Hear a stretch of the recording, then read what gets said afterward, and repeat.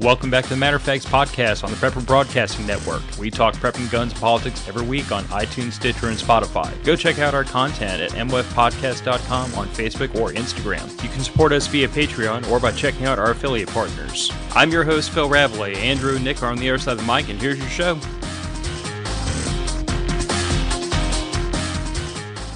Welcome back to the Matter of Facts podcast. I'm here, Nick's here, Rebel's joined us, Andrew's not here. Andrew has taken a job working at a Vietnamese sweatshop. Oh, he probably works for me.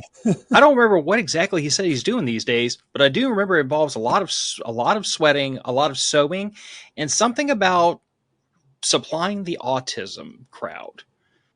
Good. So, yes, I thanked him on behalf of all of us because, you know, it's an important job. It's thankless, but it's important. It is. All right, we skipped on the admin work last time. I'm going to do it super quick. We got a fun topic and a fun guest we got to talk to. So if you're not a patron, you probably ought to be. And if you already are, then you know what's coming and it's your fault that it's here. So sorry, not sorry. If you want merch, it's available at the Southern Gals. The link is in the show description. If you'd like to meet me and my wife and my crew from Cypress Survivalist in person, that link is also in the show description. And in November, we're going on a family camping trip. And people are invited, but you have to be weird.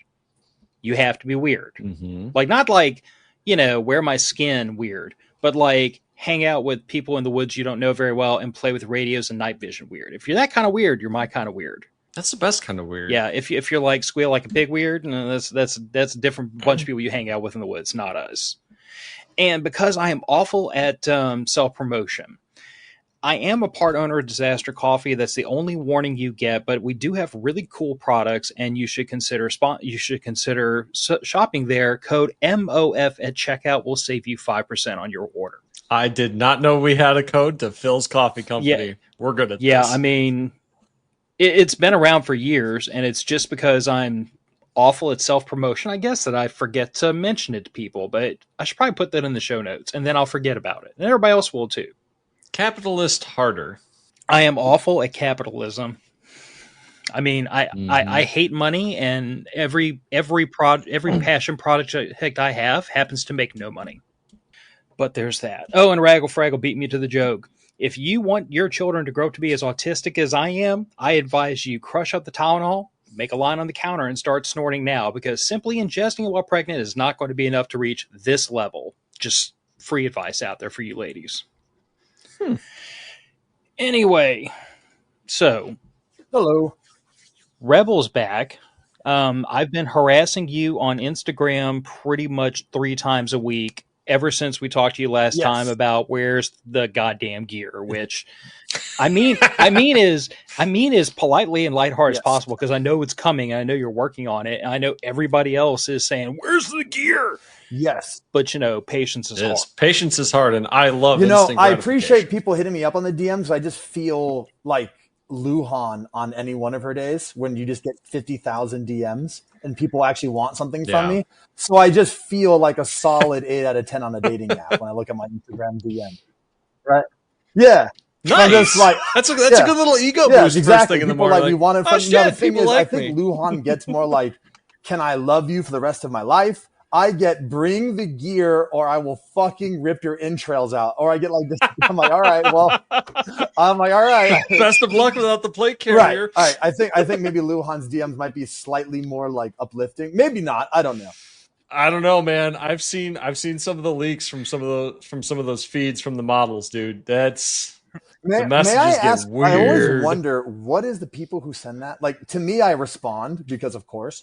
But you got to encourage when you send a DM to a model, and you're like, "I love to stick that in you."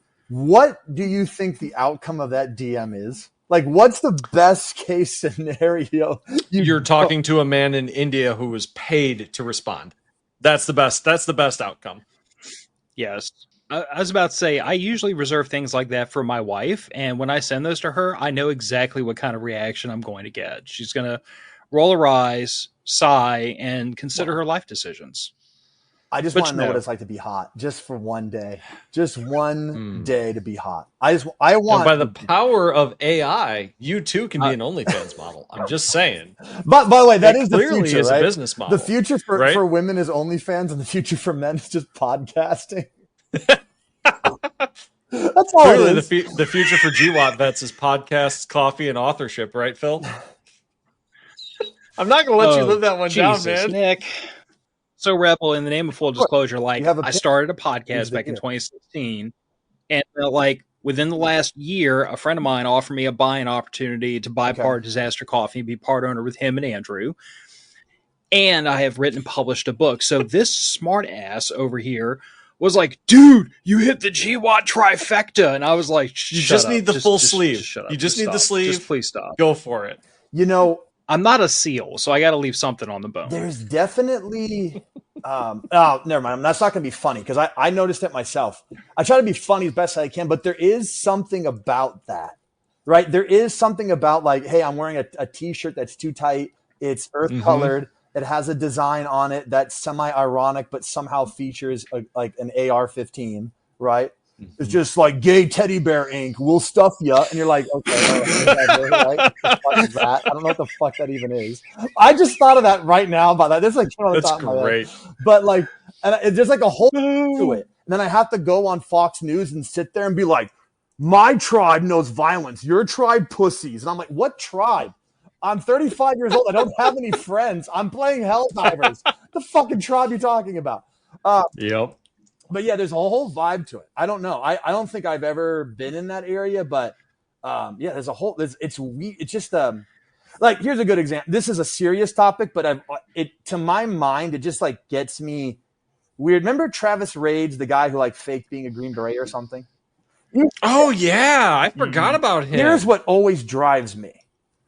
Faking being a Green Beret has a look that, and I think I brought that up before, where you just go, fake Navy SEALs do too, right? Where you just go, okay, if I want to be special operations on Instagram, I have to have a black T-shirt, has to have some dumb skull design, but I have to then wear the black T-shirt with helmets and a pair of nods, and there has to be at least one photo of me staring off into the night with nods on. Right? Or I have to have a Gucci rifle, or I have to somehow mix skateboarding in with it. Like, and the fact that there's a look to an online persona to a job is like strange to me.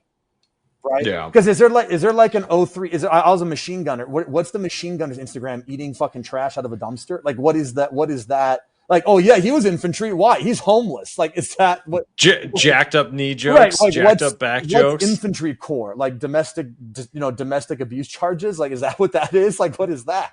Like, is there infantry corps that I can like get into? Like, that guy's I guess infantry corps is I post really long photos on Instagram and I talk about topics that nobody wants to get involved with. Like, I guess infantry corps, I go like, you need a 20-inch barrel to do 800-meter shots. And then people are like, what the fuck are you talking about? I'm like, clearly you don't know height over bull. Like, I get into really esoteric debates that nobody gives a shit about. I'm like, dude, just post a shorty. Sorry, I'm not being funny. Right. I don't know. It's just weird to me. Nah, dude, you're good. It's just weird. So, you okay, Phil? What happened? You all right? Oh no, you brought up pictures staring into the sunset with nods. Piss you off? I was like, oh fuck. No. He was pulling up a picture of him and Andrew being exactly what that's SF core. Like, that's the thing. And then you need to have trap music being like, ask me if I give a fuck, man. And then you have like, a caption that says Vans off the skids, whatever. Like, what the fuck? I don't know what the fuck that even means. Right? Random in jokes from 25 years ago. But you see, I am like the worst on earth at being that friggin' like that whole vibe, because what he and I were actually doing was friggin' staring at wildlife, watching shooting stars, and smoking cigars. Like, if it wasn't for the fact that I'm married and he's in a serious relationship, there could have been some allegations of a very friendly relationship happening, because we were literally sitting there like a boyfriend and girlfriend, for God's sakes. Like stargazing under literally burning cash. Yes. but I guess if you viewed it from the outside, I'm a hype beast tactical guy too, right? If you're just like scrolling, you'd be like, oh yeah, you were like, that's you too. So I'm like, oh, that's all right. I get it. No, man. What I get out of you is you're a guy that likes the tactical stuff, but you're more about having a good time. Yes, and by that I mean never involving myself in the industry at any point. Exactly. Like, I go to SHOT Show, I literally go to the one section nobody visits, which is the dealer supply section, which is just like a bunch of like old ladies like selling Cordura. And the vendors. Yeah, the vendors. I go in there, which nobody's ever in there. And dude, that's the place to go. That's where you get your business contracts. Yes, and that's actually like SHOT Show's supposed to be, right? It's not supposed to be let's follow Lucas Bakken around and find out what color his fucking underwear is. But like that, I go to that vendor section, which I said no one's in there, and I go, okay, and I'm sitting there with like this stupid bullshit that nobody cares about, like all the Westridge fucking samples. I sit with this dumb shit that nobody cares about, and then I will go to the PSA booth and I go, can I get a free gun? They go, fuck no. And I go, okay. And then I leave. I just go, hey, we could do like a collab. They're like, no. All right. That's fine. All right. Bye. I got an FFL dealer in town that I deal with a lot. And he was going to SHOT Show one year. I was like, hey man, can I like get a ride with you? Can I get on your ticket? Cause he's got a company. Right. He's like, yeah, sure. He said, you just have to promise me that you're not going to sign any contracts there to get any free stuff. I went, all right. I cannot promise that. I don't know. My goal was I tried to get it through. They didn't let me. I wanted to have a petting zoo at SHOT Show. Oh, that'd be great. Yeah, it was just people would love that. I just wanted it penned. Wait. Goats. Petting what? No, goats. No, okay. Okay, print shoot. I just had to ask because there are gun bunnies running around, and I'm pretty sure Terran Tactical already cornered that market. They did, yeah. Gun bunnies are like, I don't know, they just creep me out.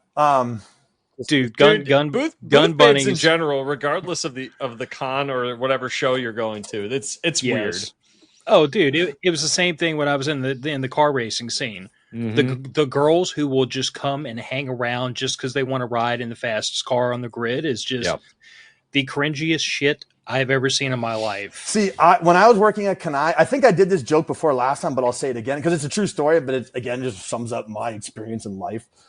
I was at SHOT, and when I was starting to get into the industry, and there was a gun bunny one around who had done some stuff with Kenai. Very little, but just like some tertiary show, whatever. And I was a social media guy. I'm like, oh, I guess this is how you do it. This is 2017 gun world before everyone became like rapture obsessed. So there's still a little bit of like mainstream in there. Now you can't do this. Right now I have to proselytize constantly and talk about how we're all going to die. But this is still when you can kind of do this. Again, Kenai never got into it. So let me get to the point.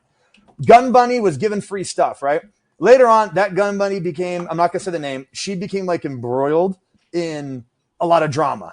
And another one of like her friends who was used to be with her but no longer, she was like on a live going like, oh, and it was well known in the industry, like at SHOT Show, if you had her phone number, that meant that you had her for the night. And I went, I had her phone number. I didn't get shit. What the fuck? I didn't even get banged out by the gun bunnies, and I'm out here handing out free fucking backpacks. When do I get mine? It's like, all I got was a fucking text that says, "K, thanks." I didn't even get invited to the hotel room. I can't even be involved in the drama. So, yes, that's degeneracy. I don't partake in that kind of shit. I just said it was funny. The woman's like, it's a well-known industry knowledge. You have her number. You have her. I'm like, not me. I didn't do shit. I'm over here putting pictures of goats on fucking backpacks. Anyway, sorry. Hey, that's just a fun story. Man, this is why I don't get involved in stupid drama bullshit. So why? What fucking good is it? There's nothing else to do. There's like nothing else to talk about. I have plenty to fucking do. But as far as the industry goes, I split a face cord of wood after work today. Well, there you go. I mean, even that. It's just like there's nothing to. I mean, that's what made, and I'll talk about him directly. But I go, that's kind of what made Lucas's like marketing really good, right? Is you took something very dumb and you're like, okay, let's just go with this. Travis Haley is a force reconnaissance Marine who was a contractor in Blackwater. Right? Or triple canopy, who gives a shit? But yeah, same difference. He was arguing with Lucas Bakken for like 2 weeks over knee placement, like when going behind like cover. And I'm like, what is Tony Cowden, right? Tony Cowden was a member of the Green Beret SIF teams who was on the hunt for bin Laden, right? Green Beret SIF team is just Delta Force Light. Yeah. And I look at Tony Cowden and he's arguing with airsofters over a spar in the Instagram comments. I'm like, Tony, you were like the guy. Why are you going on to Meat Munch 420's page and getting into an argument over the scar? What are you doing? You used to kill people for a living, right? Like, you're real. Yeah. Why do you care what Lucas is saying? You're a real, you used to do this. No one expects your reload to be under 2 seconds. You literally have evaporated people. And then, but it's unstoppable. You're just online railing against Munch Meat 420 because he called you a cuck in the comment section, and you can't let it go. It's like you've been shot at, but you can't let that comment go. You got to go for it. I guess that's the trouble with social media. You know, it sucks people in. It's addictive. Oh, 100%. Well, it's designed to be addictive. Yeah. I mean, like, it absolutely is designed to be addictive. I can never remember the name of the documentary I saw, but it's all about like Facebook and Instagram and how these algorithms are literally designed from the ground up to loop you in, get you addicted, and make you stare at the screen longer than you want to. Like, it always kills me. I cannot remember the name of the show, and I'll remember as soon as we sign off. But it like fundamentally, it's every episode of Black Mirror, really. Yeah, it's kind of just that, right? But you know, the thing that I've told my wife, because there's been times where like I've said something I thought mildly controversial on social media, and someone else took it the wrong way. Sorry, not sorry. Cry more. I don't care. Yeah, and then my wife would go on and be like, "How does that not bother you?" And I'm like, "Because I don't care. It's not real life. Like The Social Network." Thank you, honey. Wait, that was The Social Network was the founding of Facebook movie. Oh, it was. No, yeah. I don't. But I think they talked about that in there too. Well, what you said is this is. I mean, I don't want to go. I do. I like politics. I just don't discuss as part of the brand. But this kind of goes against a little bit of the conservative notion of self-discipline. Because I say, and when you just said like, hey, this is designed to addict you, it's designed from the ground up. And then I go, but this is also being applied to our food, our drinks.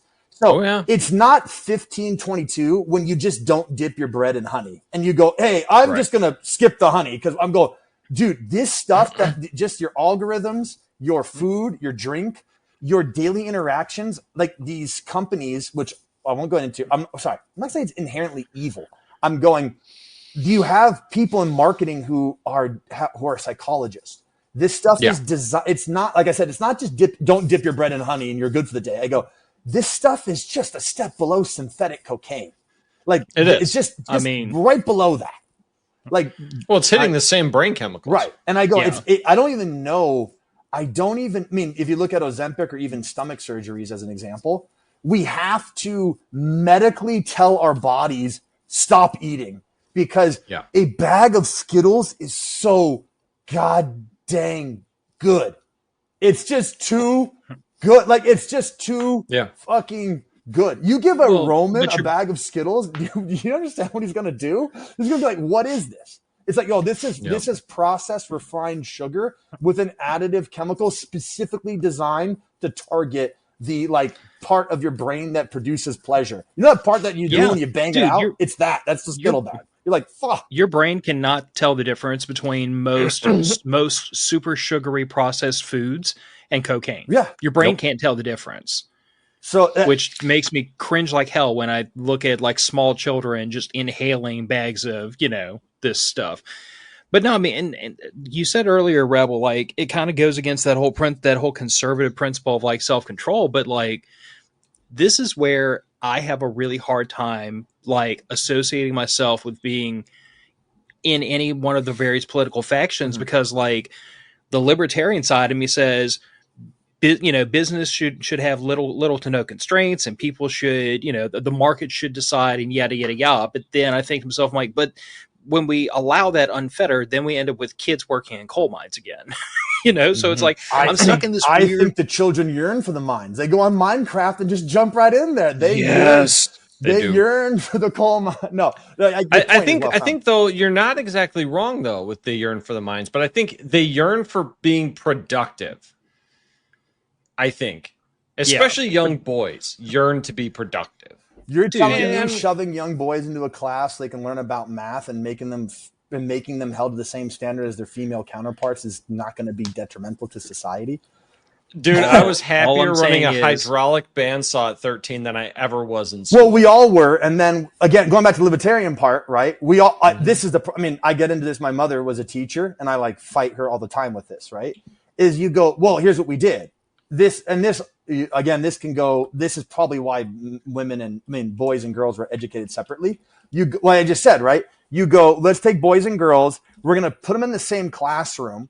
And then what we're going to do, and people go, oh, they're going to go hump. No, what I'm saying is you then go, well, girls like to sit still and pay attention because that's what they do. That they're just like that. You go, yeah, but the boy wants to run around the class and he wants to run around and throw shit and fight people or whatever he wants to because he's a little boy. But then you go, well, the rules are sit still and listen. And then you have a subset of population that genetically is like predisposed not to do that. And I just did the crazy eyes. And then this is the next part where the market healthcare comes in. They go, well, let's just drug them to have them sit in their seats. Amphetamines, right? That'll fix it. And now how I know that is I'm a victim of that. I shouldn't say victim because nobody cares if you're a male victim of anything. No one gives a shit, right? Right. So it's just like if I got hit by a car, then you just go like, whatever, just man up, bitch. But then you go, hey, your mom comes home to cook dinner. Then your dad's still at work. He's like, and then your mom just like, dude, you're fucking out of control. All you want to do is hit stuff. Take this pill, swallow it. And then I go, hey, mom, I can taste the color purple now. And she goes, listen, I don't care. Right. Shut up and read Stuart Little. And I'm like, okay, well, mom, I don't know. I don't know. I kind of feel like choking myself all the time. It's like, well, but your grades improved. You now have a C in math. Right. So we're going to keep drugging you. I get it. But if you're a boomer parent and you're coming home after working 40 hours, fuck that kid. Drug him. Shut him up.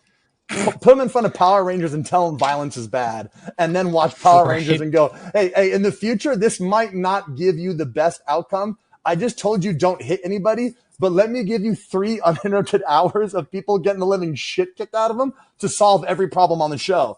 That's not going to affect you later. Go ahead. Definitely not. There you go. I got to read out my wife's comment. She said, boys should be run to the point of exhaustion. And she's a teacher. Right. She teaches, I think, pre-K 5 through 7th grade. But throw them outside. But what we do is they do a study where girls sit down in front of a computer or in front of a screen learning math and they sit quietly. But then boys sit down and then they go, hey, I want to watch episode 1, The Phantom Menace. And then we go, hey, there's something wrong with you. We're giving you meth. Right.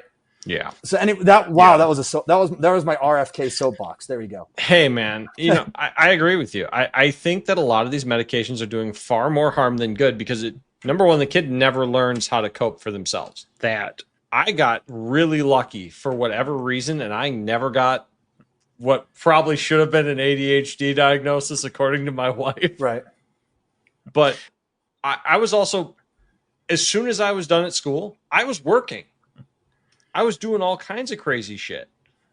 I had somewhere to burn my energy off, but these kids that are locked inside 24/7, of course the boys are spazzing out. Yeah. They're just getting radicalized. On Nick Fuentes' website. Yeah. Hey, Joe, the topic today is going to be how we get the community to start training and taking things seriously. But so far, it's just been 20 minutes of unrestrained autistic screeching, which is entertaining and necessary. We can get in the topic. This is a good topic. This is an interesting one because I have it from all over the place. But let's kick it off. I have a company that I need to talk about too. We will get there.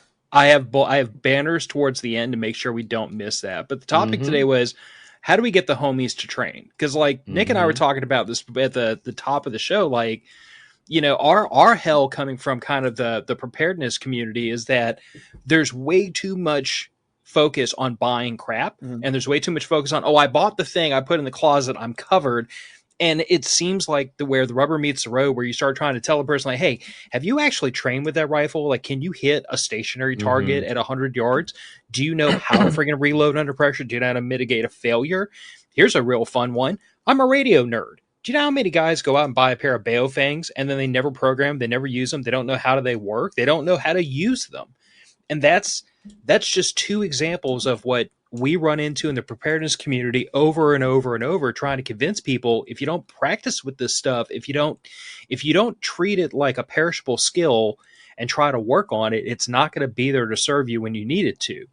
And now I'm kind of turning my sights more towards the gun community, the tactical community, the training community, and all that. And I'm like, okay, there's a whole bunch of y'all whose sole focus is buy shit, put it on, take pictures for Instagram, and then it goes back in the closet. Mm-hmm.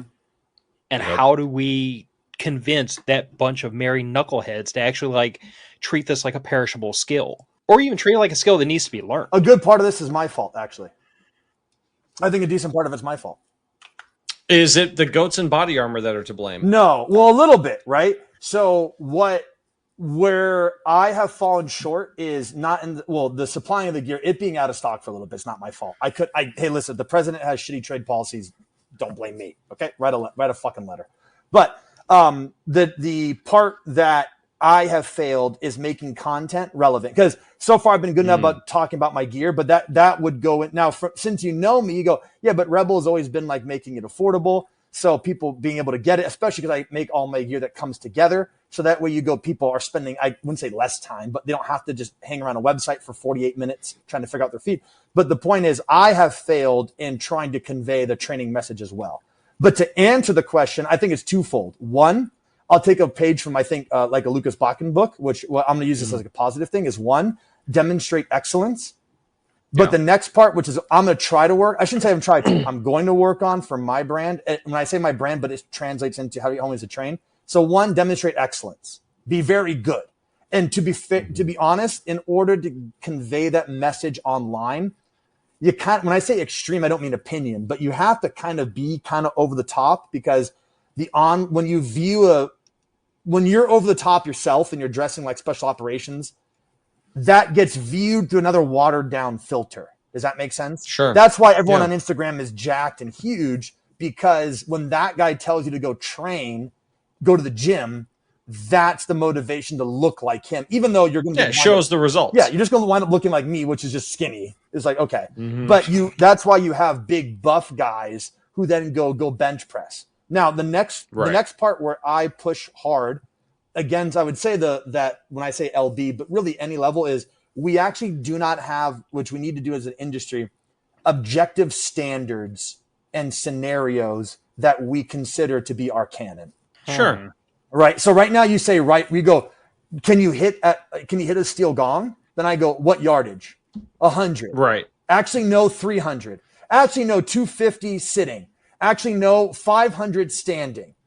Then, so my point is, we don't, which again, I know why, because you can sell no matter what, right? The military has done this forever. You never lay the scenario. That way you buy 5 tanks for 5 different wars, right? But the answer, I think, besides, which I need to do, perform really well to a high level so that you motivate people, right? Educate and inspire. But that one part, like what I did the Minuteman fitness test, is when you tell people, okay, here's what you need to be able to do. And people tell me to change it, and I don't. You can run 2 miles in 8 minutes. You can do 10 pull-ups. You can do 50 push-ups. You can do 50 sit-ups. You can sprint 300 meters in around a minute or so. You're good. You do those things across the board, you will be able to handle yourself in 99.9% of the situations you'll be able to run into. And someone goes, what about the bench? I go, do what you want with the bench. Do what you want with the bench. Yeah. This is an overall, by the way, the military has done this again for years. The military has a physical fitness test. The military has marksmanship training, right? Now, people can talk shit about, I don't like the Army training. It's bullshit. No one's compared to me with my brand new $5,000 rifle and the training I do with my friends. But I go, it's a standard that you can meet and then go, hey, you're in the Army, right? I expect you know how to at least pull a trigger. Now, we make fun of that in the tactical industry and go, just because they're in the Army doesn't mean they know how to shoot. Correct. Obviously, when you go, there's people with higher skill sets who can teach you. But Absolutely. But the military is the standardization of, in this case, standards on which you then go, yes, correct. I'm not saying that every Marine that you meet is going to be on the skill level to teach you how to shoot, but you can expect every Marine that you meet to have some level of familiarity with an M16. At least at some very basic level, right? They should know something, right? Now, so going back to how to move the needle, when I say I'm using that military as like a standard, I think if we were to go out and tell people and coalesce around the central idea of what the basics are, will find more people prepared because then they know what to meet, a standard to meet, and then they can go train to do it. As opposed, it gives them a fixed goal to look at. Right. Because as opposed to the current one, which is whatever Instagram reel goes viral, is the training standard now. Okay, I see what you're getting at. So basically what you're getting at is that the ever changing Uber standard of whatever YouTube, the Instagram, the moving goalpost, it's discouraging people from getting out and training because it's constantly, oh well, now you have to shoot Weaver, now you have to shoot Isosceles, now you got to shoot the modified. But yes, whatever. But also it's not cool because buying the new shit is cool because that gets more likes, that gets more attention.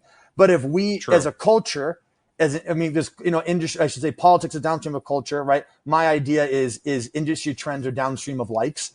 If we were to start to coalesce around, and I have failed at this 100%. I actually have the platform to do it, and I have failed, and I'm not going to say I'm working towards it because that'd be an excuse. I have I have consistently failed in pushing this.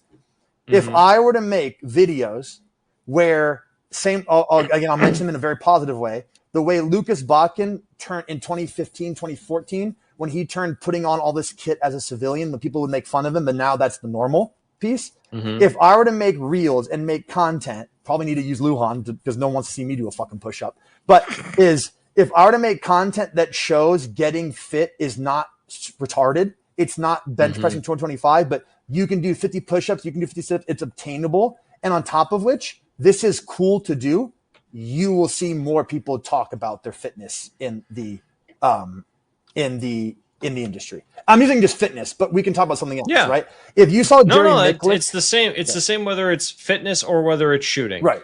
And I need to do that where I've tried, because the hard part is the Marine Corps, the Army have access to standardized ranges, right? Mm-hmm. But I've tried to be like, okay, what does everybody have access to? 100 yards. For the most part, if you go around a range in America, you probably have access to 100 yards. Most likely. Or 25-yard pistol range. At least a 25-yard pistol range. Like you probably have, if you have a rifle range, you probably have access to about 100 yards. If you have a pistol range, you probably have access to 25. Okay, so then we need to go, what is the standard that we consider? Because right now we all have a standard for rifles and pistols.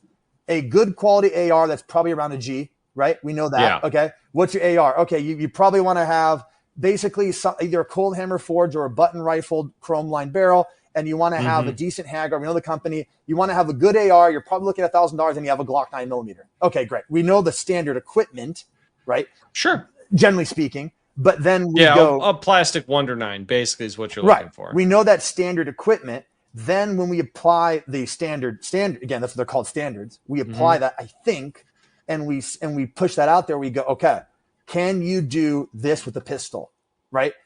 And we set it to where it's challenging but realistic. Because then if you'll just get Jerry. If you go, hey, you got to be able to do 10-yard bill drills with 3 reloads at 50 yards. And you go, okay, what? No, I'm not. What? No.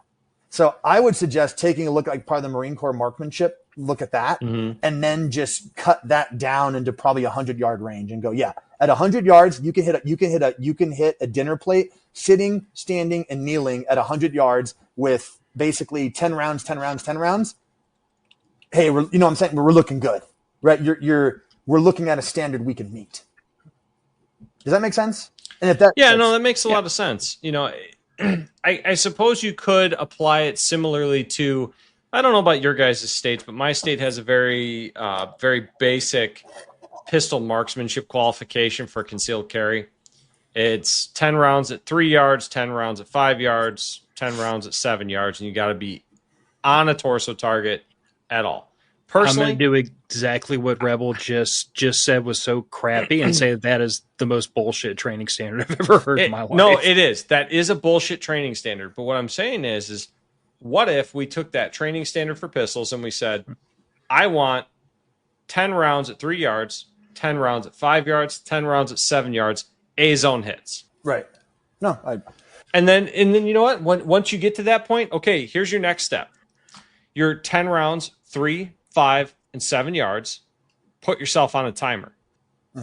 Pretty easy. I don't know what a good time for that would be, but I've always suggested just looking at what either police departments or the military does and trying to find. So for my state, there is no time limit for the police department shooting qualification. I'll be honest, I don't think when it comes to standard proficiency with firearms, I don't think timing is that big a deal.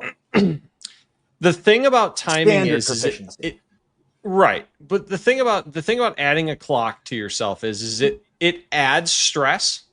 It artificially adds stress that forces you to master the fundamentals. That's the key. Even if it's not you must complete by fixed time, but you have a timer running, like a shot timer on your phone or whatever, it adds that little bit of elevated heart rate, that little bit of elevated stress hormones that causes your proficiency to slip and forces you to train harder. You could probably make a pretty easy rule. Whatever qualification you're doing, you have 1 minute per shot. Sure. That way it's the standard, right? Either that or I don't know. I can't speak to the Marines, but in the Army, at least 20 plus years ago, to get out of base training, you had to hit one standard, but then like the minimum APFT once you got out to your unit was higher than that. Right. Okay. Maybe that's the way to do it, is say like for an initial qualification, there is no time limit. And then for a full qualification, you have to do within X amount of time. So you add the time, you add the stress, you make a person screw up and pay a little bit more attention. But for the initial goal of like, hey, can you actually clear this course of fire without shooting yourself in the foot or missing a target? And for that, if you got to slow fire the whole thing, screw it. Just get your shots. Yeah. The hard part would be enforcing it as an industry, right? Because that's where I would come in as like a gear manufacturer. I'd have to make that cool. Then I'd have to make my own audience enforce it. So I go, hey, you can't get the new Rebels Raiders Vicarium plate carrier multicam unless you're a gold patch fitness passer, right? You need to submit to me the video of you doing the Minuteman fitness test and getting the gold tier. And once you get that gold tier and I get the video of you doing it, you're going to get a gold tier patch for free that you can put on your gear saying, yeah, no, I qualify. And now that gives you access to more of my shit. Well, I mean, I suppose if you wanted to, you could do a discount-based fitness incentive. I'm going to steal right now and just do that. And be like, all right, do the Minuteman fitness test. If you send me a video here, like I'll say the standard for the video, you have to do this. So for the runtime, I'm going to do like, that'll be whatever. I'm not going to get into the details. But I go, you have to send a video. Here's what I need for video evidence. Send me this. Here's the evidence I need. You pass this. You're going to get a fitness patch from me. And now you have this promo code that'll be unique to you. This guy goes, do you hate money, Rebel? In the best possible way, I think he does. I like how everyone's like, okay, all right, Marcus Aurelius, keep making your point, poor ass. Like, keep going. Yeah. But that's me on Twitter. You remember what I said at the top of the show where I said all of my passion projects don't make any damn money? Yeah. This is what happens. When you do something because you enjoy doing it and you're not focused on making money, you do capitalism less successful. There is a very good story that went to Las Vegas. If you go to downtown Las Vegas, there's a restaurant called Heart Attack Grill, kind of a famous place. Guy, the main owner is there all the time, and he dresses like a doctor. I got to talk to him one of those days I was there, like in the middle of the week for another reason, and I went there and I talked to him. He actually has a video up, but I talked to him personally. Very interesting. He started a chain in California called In and Out Fitness. He was a nutritionist who wanted to start a fitness thing. And his idea was In and Out Fitness. He wanted to put clients through a very rigorous 30-minute workout program with a diet plan to ensure that they lose weight and they weren't spending 3 hours a day at the gym. Called it In and Out Fitness. Then In and Out sued him for being called In and Out. Jesus. He then said, I'll change the name. He goes, but I don't understand why you care. No one's mistaking In and Out Fitness for In and Out Burgers. Like no one's mistaking these two things. And he says, I'll change the name. I'll cease and desist. I won't. I'll stop. And then they said, no, we're going after your family. They sued him. I could be wrong. I believe his wife divorced him. I could be wrong on that. But I know they went after everything.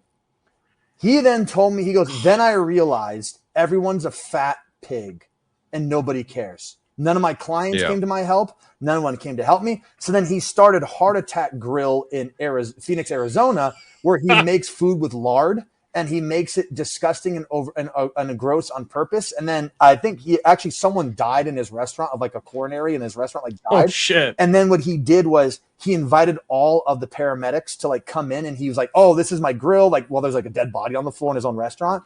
He got kicked out of Phoenix, and now he's in Las Vegas where it works perfectly. But he has a scale outside of his restaurant where if you stand on it and you're over 300 pounds, you eat for free.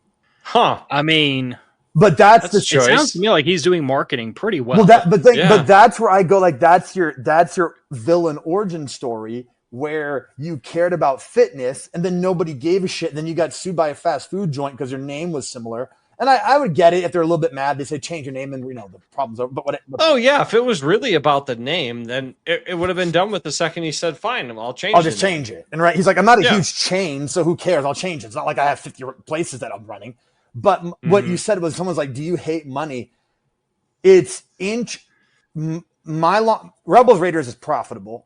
It is. So I'm not sitting there going, I'm losing money. My long-term thing is I maybe PSA. My goal is if I can get it affordable, I think more money will come down the line.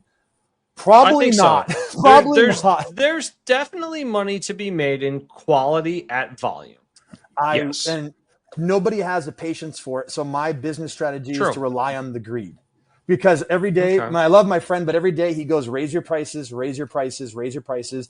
Tariffs literally doubled on me, right? My cost of my container literally jumped just by 20% overnight, like immediately. Yeah. And I haven't raised any of my prices.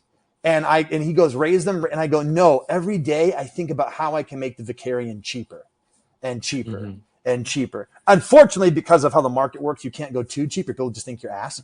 But I go every day. I need to get the plate carrier below $200. I want to get it to $200. That's what I want to be at. But going back to the other part, how to move the needle. I went on a complete side tangent. I was throwing my own business, but all good, man. With that point being said, I think tying that in might either work, but did Lucas kind of did that, right? Because people would post the videos. I don't know if you ever said, if you send me a shot timer drill and you're going to get a Ragnarok, but people got motivated to train, didn't they? I guess they did. The one thing I will say, because earlier you said like, how do I enforce this like upon the community? And I think what some of these creators have done, and Lucas is the obvious example because he's just well known enough, but like his customer base self-polices.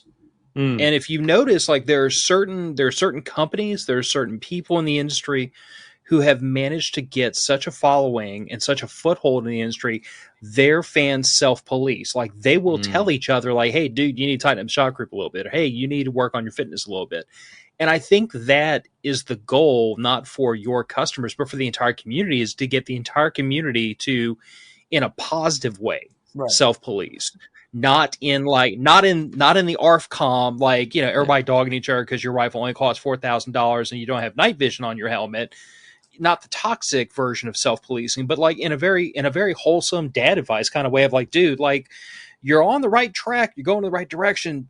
We got to tighten you up a little bit.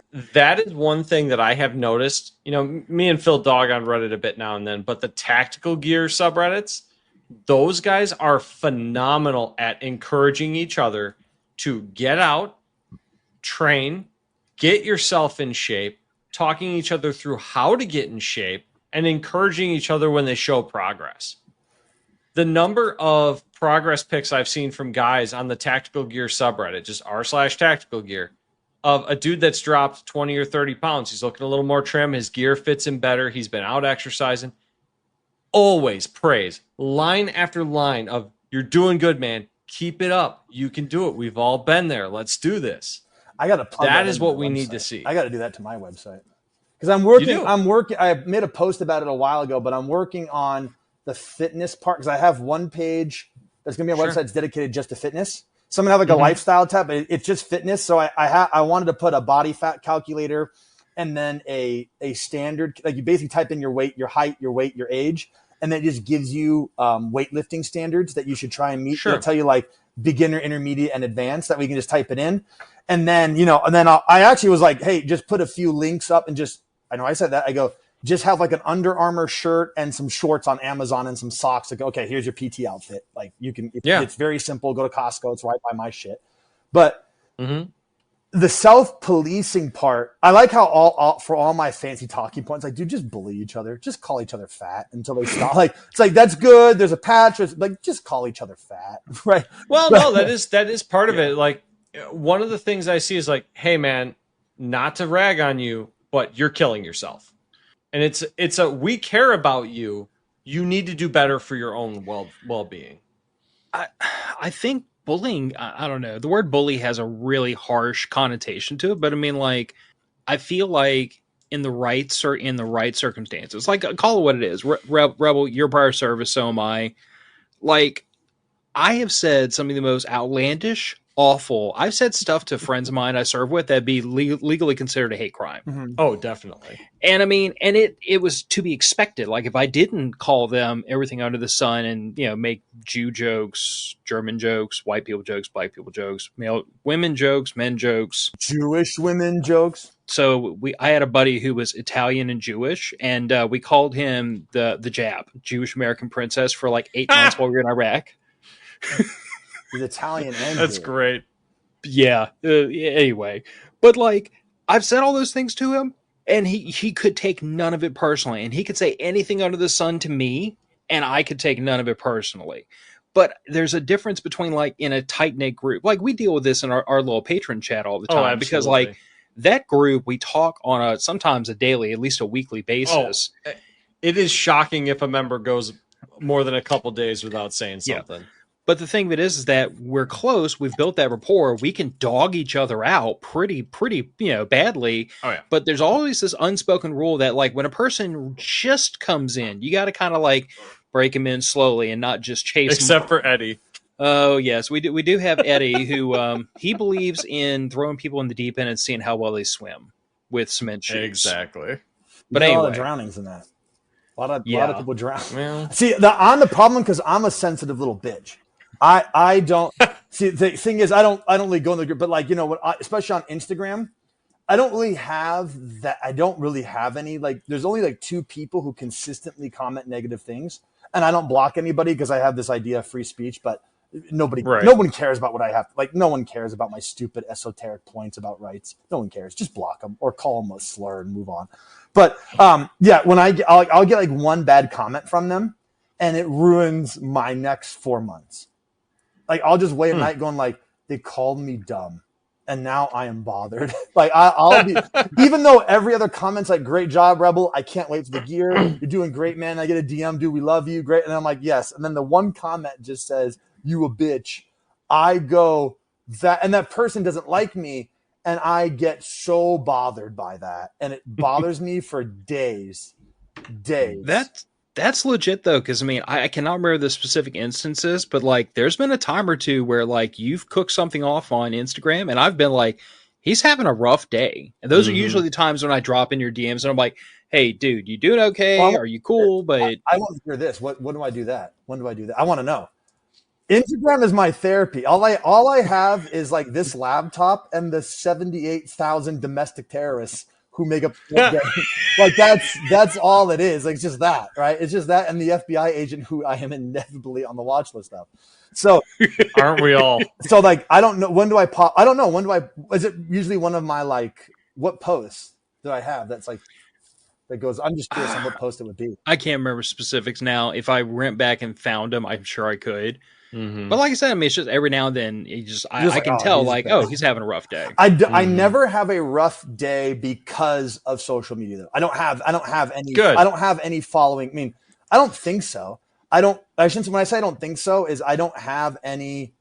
There's only one person who doesn't like me on Reddit, and I'm not going to say his name. It's EOD Fish, but I was going to say his name, but I say his name, but. He doesn't like any of the gear. Man. We don't care. No, it's fine. He doesn't like any of the gear I produce. But to be fair, has he bought any of it? No, he's not going to. Oh, but all right. To be fair, the few comments that he has said, I went after all of them and did them all. So I don't know. So that's when I go, okay, well, he said a few things about it. So I was like, okay, great. So I'm going to copy it. Like, for the reason, for example, the new Vicarian placard. It actually has it has 6 columns of Molly, so it's a cross.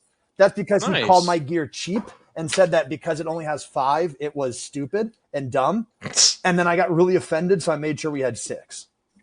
Interesting. So I read those comments that are on Reddit, and they hurt my feelings constantly. I should look at what my Dermaplate carrier has across the front of it. I think it's only got 5. Yes, but no. The answer is, as far as social media goes, I never have I've never been like, oh my god, I'm just getting ragged in the comments. So I don't really say anything that would cause that. I don't think.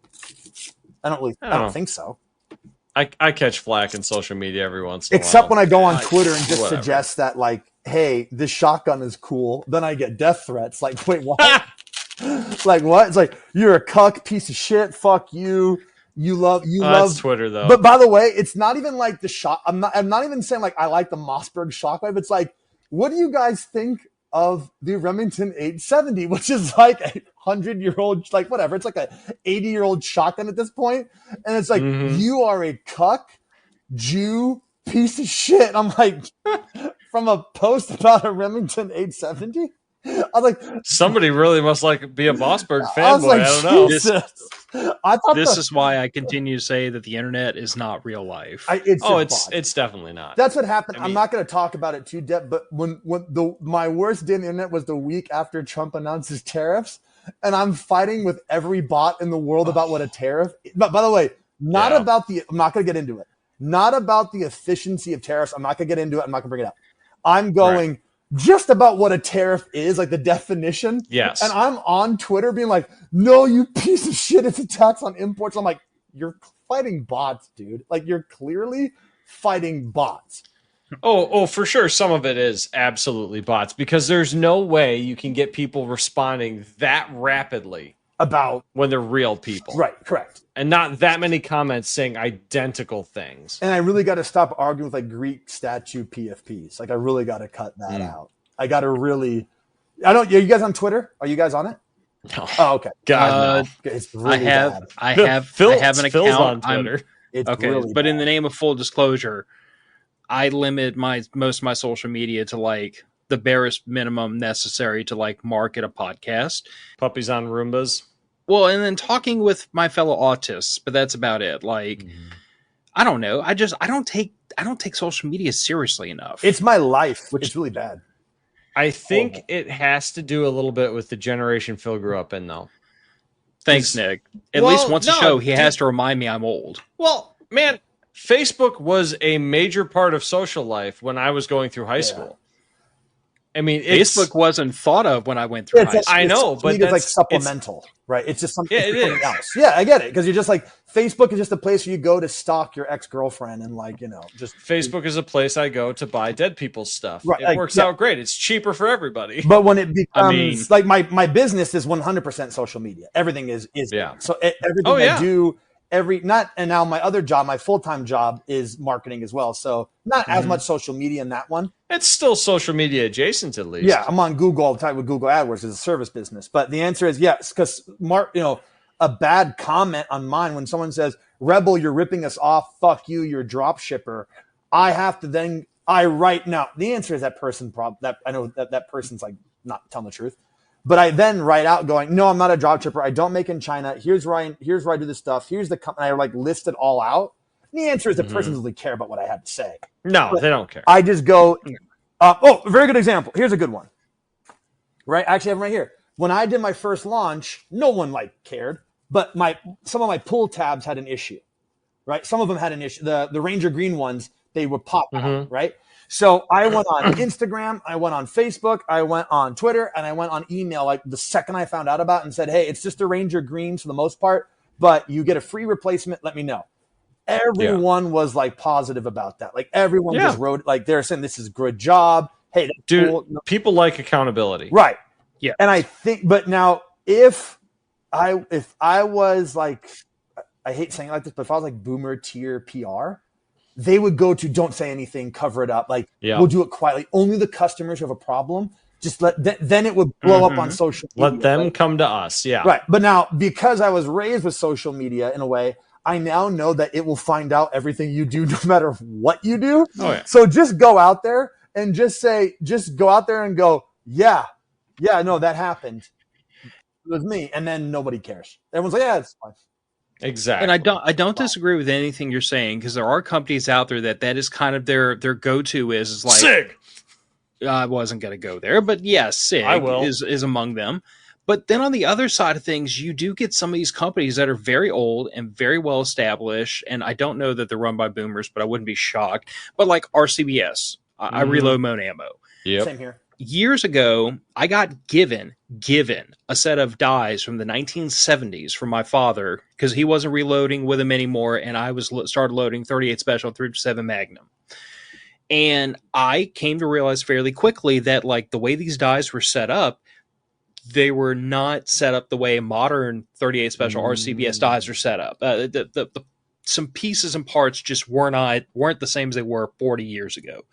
So I called up the company and said, hey, this situation, this set of dies from the 70s, like, do I just need to go buy a new set, or am I missing some parts so that I can reconfigure these? Because like these dies are like depriming on the expanding step, and that's not the way your current dies are set up. So he was like, how old are the dies you got? And I'm like, well, my dad gave them to me. They're from probably like the mid to late 70s. He said, oh, I know exactly what parts you're missing. Give me your home address. So I gave him a home address and said, what I owe you for him? He said, nothing. Keep using those dies. Have a good day. Hung up on me. A week later, I had a box in the mail of all the parts I needed and a handwritten letter. See, now basically saying that's customer service. Now, this wasn't a set of dies I bought. Right. This was a set my dad bought 40 years ago and used for a long time, put them on a shelf, and then gave them to me to continue using. And RCB and the guy I talked to in customer service was like, I don't want money.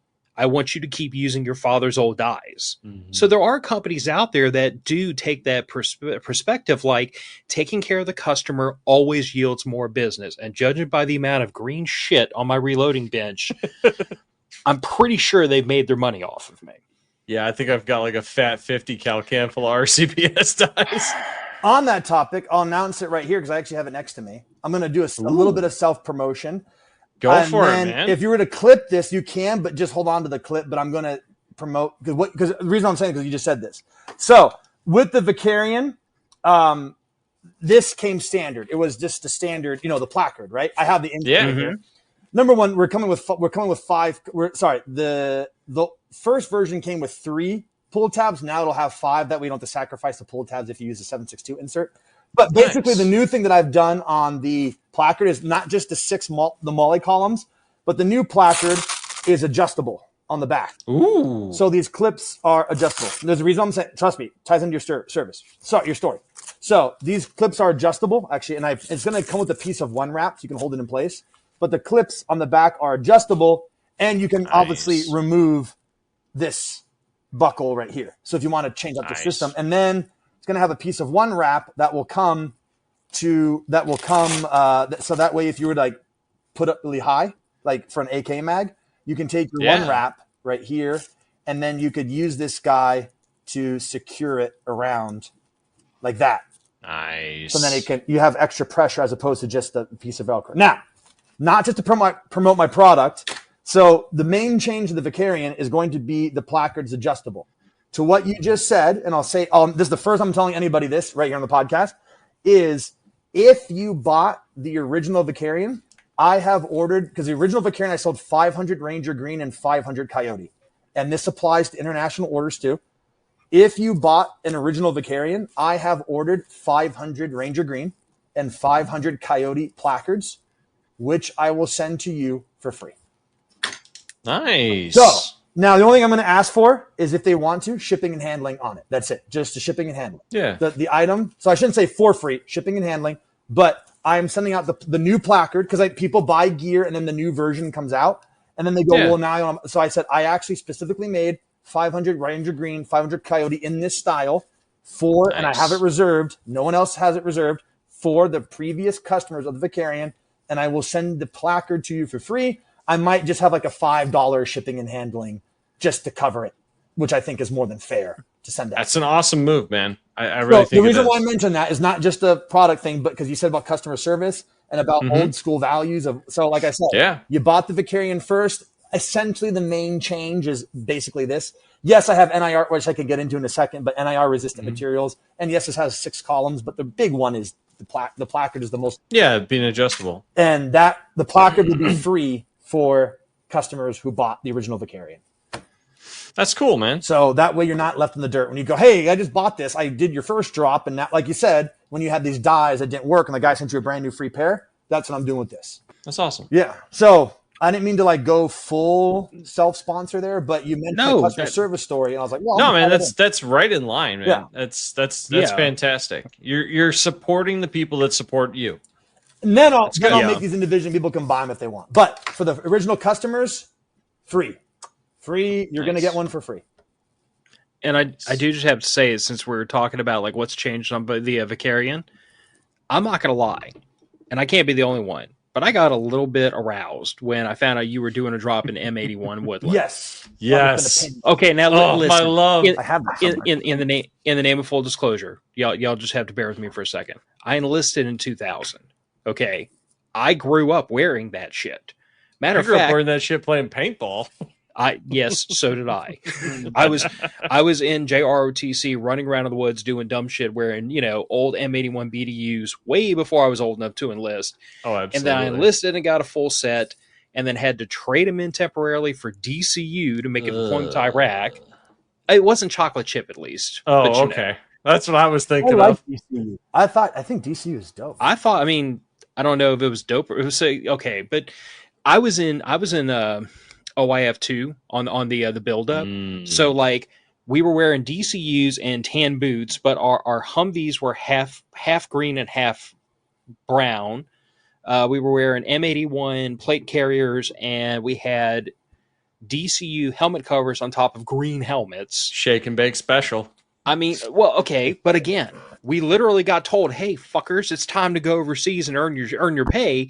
And we were a National Guard unit from freaking Southeast Louisiana. Every son of a bitch and thing we owned was green. Because look around. Yeah, of course it is. Because it's fucking green there 11 months of the year. What? You've gotten snow twice? In 8 years. Yeah, exactly. Twice in 8 years. Why would you have winter camo? You're damn sure not going to have desert camo. You get rain more days than you don't. Dude, even beaches around here aren't that sandy. I mean, right? It's more rocky. Yeah, between the rocks and the mangroves. So yeah, when I found out there was M81 coming down the pipe, I literally told Nick, I'm like, okay, you figure out what you want in on this pre-order, but I want one of everything in M81, and I want it. Yes. Speaking of that, I have the M81 right here. This is the nylon we're using. Ooh. I was irrationally excited when you announced that. Well, here's the next part. Oh, go ahead. Because this one was actually made in Polish woodland, if you can kind of tell. Maybe it's a little bit.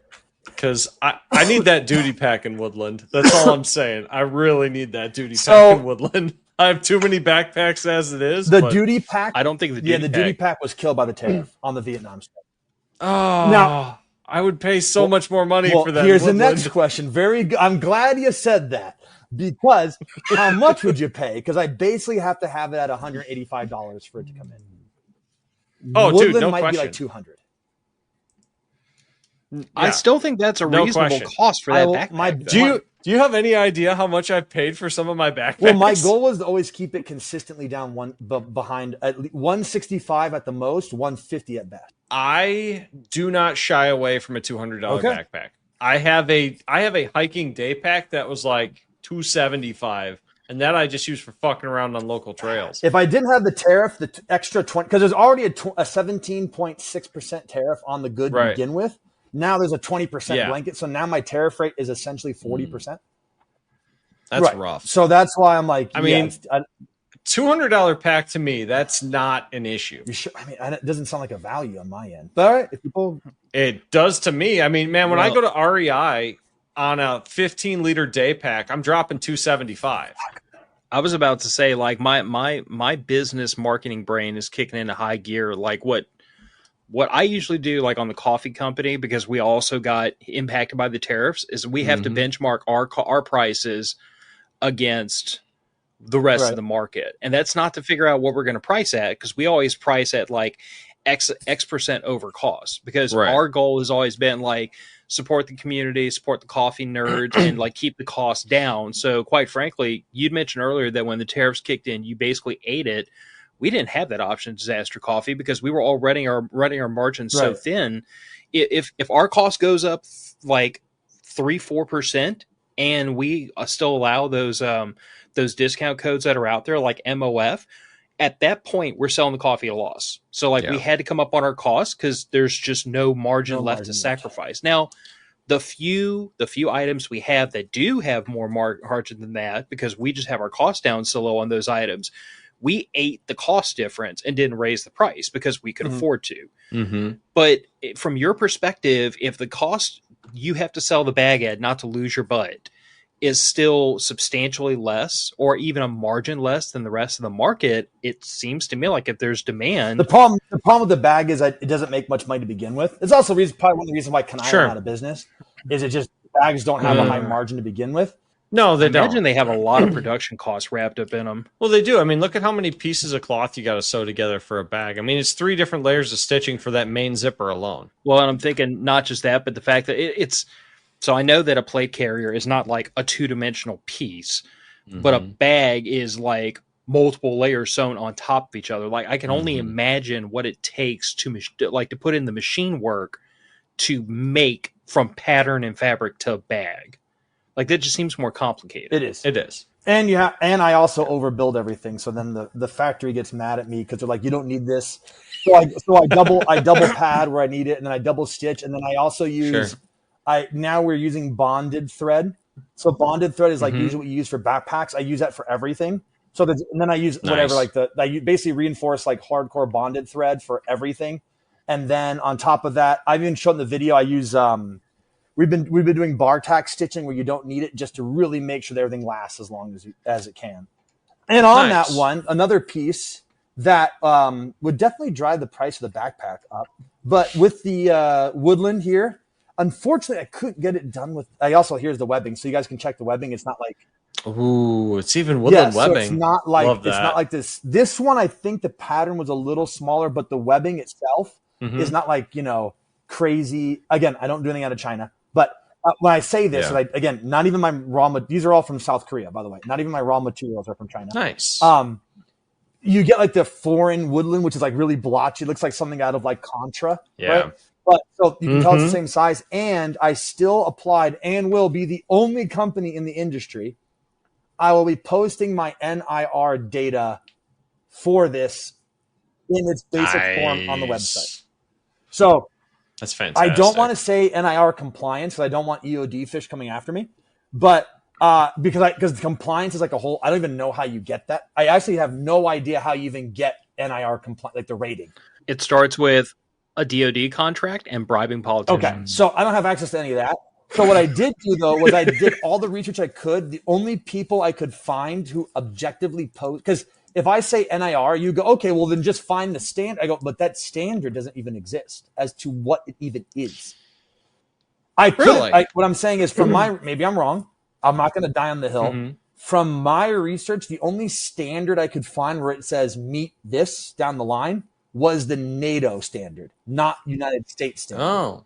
Where it just interesting. All it said was basically if I could get it, if I could be right now, again, maybe someone proves me wrong. And if you can prove me wrong, great, send me the data so that I can look at it. Yeah. I mean, more information is always good. But all I could find was NATO had some standard. And basically, it seemed like the United States standard was vibes-based testing, which was interesting. We put nods on and hit you with IR light, and you didn't glow. So you're good. Okay. That's kind of what I got from it. But the reason why I bring that up is for the nylon, I made an order for all front. Now, the interior nylon, I don't give a shit if it glows. But I made... Yeah, what does that matter? I made the standing order. All exterior facing nylon and parts will have NIR, some sort of NIR solution dye. For these webbing, the issue is the fabric itself lent itself to a shine because it's just what the webbing is. So I don't think this is going to come up great, but it'll just come up like kind of just darkish, I think, or maybe even a little bit lighter. But the point is, this stuff, all of it, Coyote, Ranger Green, and M81 was all made with what I just say NIR resistance in mind, because I don't want to say compliance, because people will freak the fuck out because they're saying you don't actually have the form. So I tried to find the standards. I got the NATO standards. I will be posting all of the wavelength data, which literally nobody else does in the whole industry. I will be posting exact wavelength data and how it shows up on a spectrometer. That's the level of autism I have per color on the website. And I have also ordered, so if you look right here, the Ranger Green, this is the Ranger Green Velcro. I also ordered the same solution dye to be used on the Velcro too. Nice. So, can I name other companies? If you look at higher tier Gucci companies and you throw your NVGs on and look at them, you'll notice that their nylon is NIR compliant, but their Velcro isn't. Interesting. So plate carriers that usually have a lot of Velcro, not all carriers. I think, like, if I look at the T-Rex Arms AC1, it's actually very good, right? Yeah. I'll only be positive. So like the T-Rex Arms AC1, they did solution dye on everything, so they look really good. I have seen other Gucci tier carriers do where the nylon is good, but then their Velcro, that's reflective. Does that make sense? Yeah. So I actually solution dyed the Velcro too. To my knowledge, the only other company is, like, I think T-Rex Arms does it. They do. I was actually trying to find out what dye they were using. I have an AC1 over here. Their dye was very good. I don't know what the fuck they were using. Their dye was really good. But so the reason why I keep mentioning the NIR is I did a lot of research on it. It was a pain in the ass. I still don't understand why this one's allowed to be lighter, but this has to be. I never understood that. So, but the answer is, as far as I understand, I'm the only company. I think the next person who does the most amount of posting about NIR would be Shaw Concepts, but I think he just shows pictures of his gear saying, like, hey, it shows up pretty well. Right. I don't know if he posts his data. I don't know. Maybe he does. I don't know. But maybe he doesn't have the data. Maybe he just buys it from a contractor. From a supplier. Yeah. Says, hey, this is what it is. But yes, I have meticulously went through NIR. Again, the best I can find was some tertiary examples of what it should be for the United States. Guy looked like a fucking villain with his lighting. Jesus. I look like I'm about to, it's not that bad. And then, like I said, I use the NATO. That might be worse. I use the NATO. I think it's actually worse. Okay. I use, like I said, the NATO. No, man, you're good. I'm just giving you shit. Hold on. I'm going to turn these fucking lights on. I use the NATO standard. Wow. Okay. To do the rest. I'm not being funny anymore. Let's continue. Everyone know the gear is good. I made sure it didn't glow under night vision. Everyone can put away their jokes about glowing like a fad. And there you go. But now, again, to be fair, I know what's going to happen, right? All I do. You should give up on it. All I do know is going to happen is the people who like it will like it, and the people who didn't want my gear anyways won't be convinced. They'll find the next thing to say no to. They'll go, no, actually, this wasn't from the anus of Caleb Cry, so I don't want it. Whatever. Yeah. So I get it, man. God, if I could just ban one word from the English language, it would be actually. At least for social media. Right. So, anyways, I want to talk about something more fun. That was just me going on a little tirade about the NIR compliance of resistance. I don't want to say compliance because I don't want to be fucking all that. It's important because a lot more guys are getting into night vision. I'll be honest and say I don't know if it's important because I don't know. I actually kind of think the whole thing's kind of dumb, but I can't be the kid who says the SATs are stupid, and then you go, "What did you score?" And you go, "Well, 200." Right. But if I say the SATs are stupid, and then you go, "What did you score?" And I go, 2,200. You go, "Oh shit, okay, now that's valid." Okay, yeah, they were stupid for you. Yeah, they were dumb, right? So then I go, yeah. So my premise has always just been to do this. And again, I didn't raise. By the way, just to be clear, even with the tariffs and the new costs, I haven't raised any of my prices past MSRP. Which is shocking. Well, it's not shocking if you're okay with being just poor. If you're just like, that's fucking whatever, it's all right. But it's shocking that you were able to do it without like having to write a check to make up the difference. I guess is what I'm saying. Like your gear is already so reasonably priced that when these tariffs came in, I guess I like most of your customers probably naturally assume, well, the price is going to go up a little bit, but hell with it, it'll be worth it. And then when you came out and said, no, I'm not raising the prices, I was like, did you like call up Satan on speed dial and make it like sell your soul, make a deal? I mean, how the hell? To Satan so many times. He doesn't take my phone calls, and when he does, I found out he was working for State Farm, and I thought that was just pathetic, so I just stopped. It is. That was a horrible joke. I was trying to be funny. That was horrible. That was awful. That was terrible. I don't know. I think about me and all my friends, and I think that Satan would probably be like, we're not operating a charity here. You're a little too dangerous. That's what I'm like. Do you think, like, because people say that to me, they go, "You made a deal with the devil." I go, "What is that deal? Is there like a mansion I get to meet at?" Was I supposed to be wealthy and famous? Because that happened. What is like? But why does the devil always have such good marketing? Branding. Yeah, but what about like? You go to make a deal with the devil? Is it like a nice house? What is the surf and turf? How good is it at Satan's house? Is it good? Probably fantastic. It's pretty good, right? It is a good lobster. It would have to be. Would have to be to be worth it. It would be worth it, right? Yeah, but I would think so. I would sell my soul for like 2 Marvel movies. Like you get to be Captain America in 2 Marvel movies. I'm like, all right, that's fine. Do you get royalties? Because if you do, no. I'll just knowing Satan, I'll just get killed off immediately. And then I have no music career. Oh no, movie career. But no, that was like Alpha Charlie Concepts agreeing with you. The bonded thread's the way to go. 100%. I use bonded threads on all my stuff as well. It's the way to go. Yes, we upgraded to bonded. I didn't have any issues with the other stuff we were using. It was just a good thread, but yeah, I upgraded to bonded thread.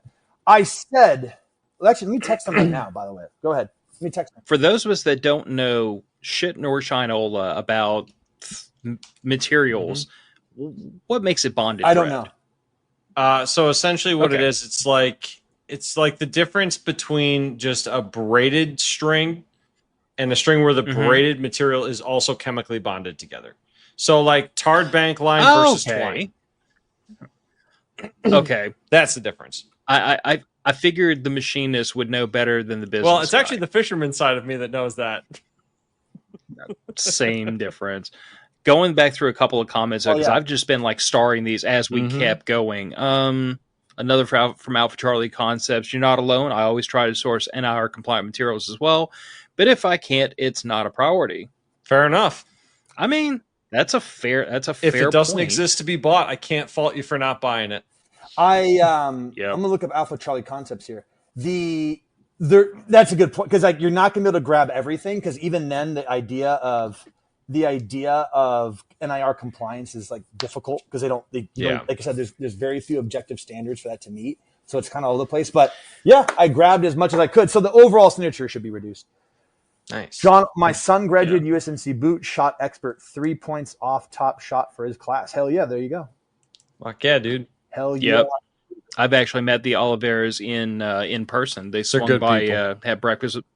They had breakfast with me and my wife a year ago, maybe 2 years ago. Anyway, but yeah, cool people.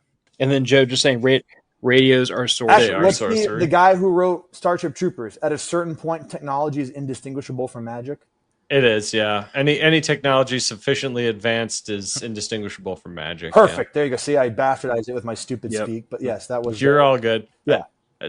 No, I'll be the first to admit, like I am not a full blown radio nerd, despite the fact that I have a satellite. I was gonna say, you're pulling down weather data off at NOAA 5. Come on now. I still don't understand how they work. I can't get into radios. I just don't get it. I don't understand how they work. Just assume it's magic pixies. It's fine. Yeah. As long as you know what the buttons do, you're good. I've tried so hard. Funny you mention that. I've tried so hard. I actually have a topic for me and Nick to unpack one day, but it's going to take some legwork ahead of time to explain how radios work. Yeah. Just because I feel like being a nerd, and 3 people on the entire internet might find cell phones work on radio wave. Yeah, they do. Yeah, your microwave works on a radio wave. A cell phone is a cell phone is a Baofeng with a digital computer hooked up to it. So then why can't we just then why can't you just put that in consumer form for like radios? Well, they exist. They're cell phones. Right, but I meant like in the radio sphere. Like why hasn't someone how come someone hasn't amplified a radio?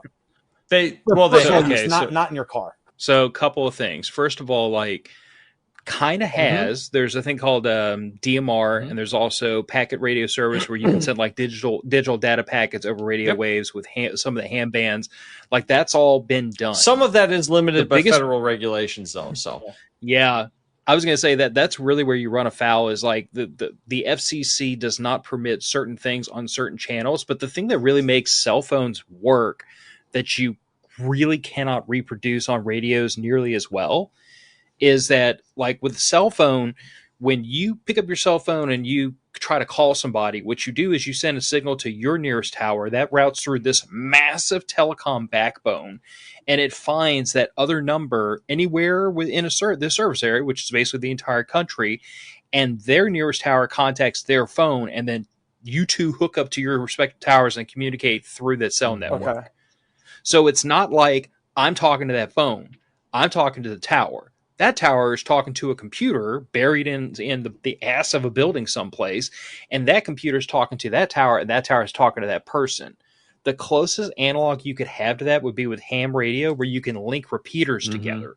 So you can have a repeater, and the output frequency of this repeater is the input frequency of another repeater, and then these repeaters talk to each other. So if you talk to your repeaters, you talk to each other through those repeaters. I've never been able to hit a repeater. No matter how many times I've tried, I never get it to sync up. You got to have the talk codes, and you have to have the listening and the broadcasting channel correct. See, if we sat down with your radio and a programming software, we could figure it out pretty easy.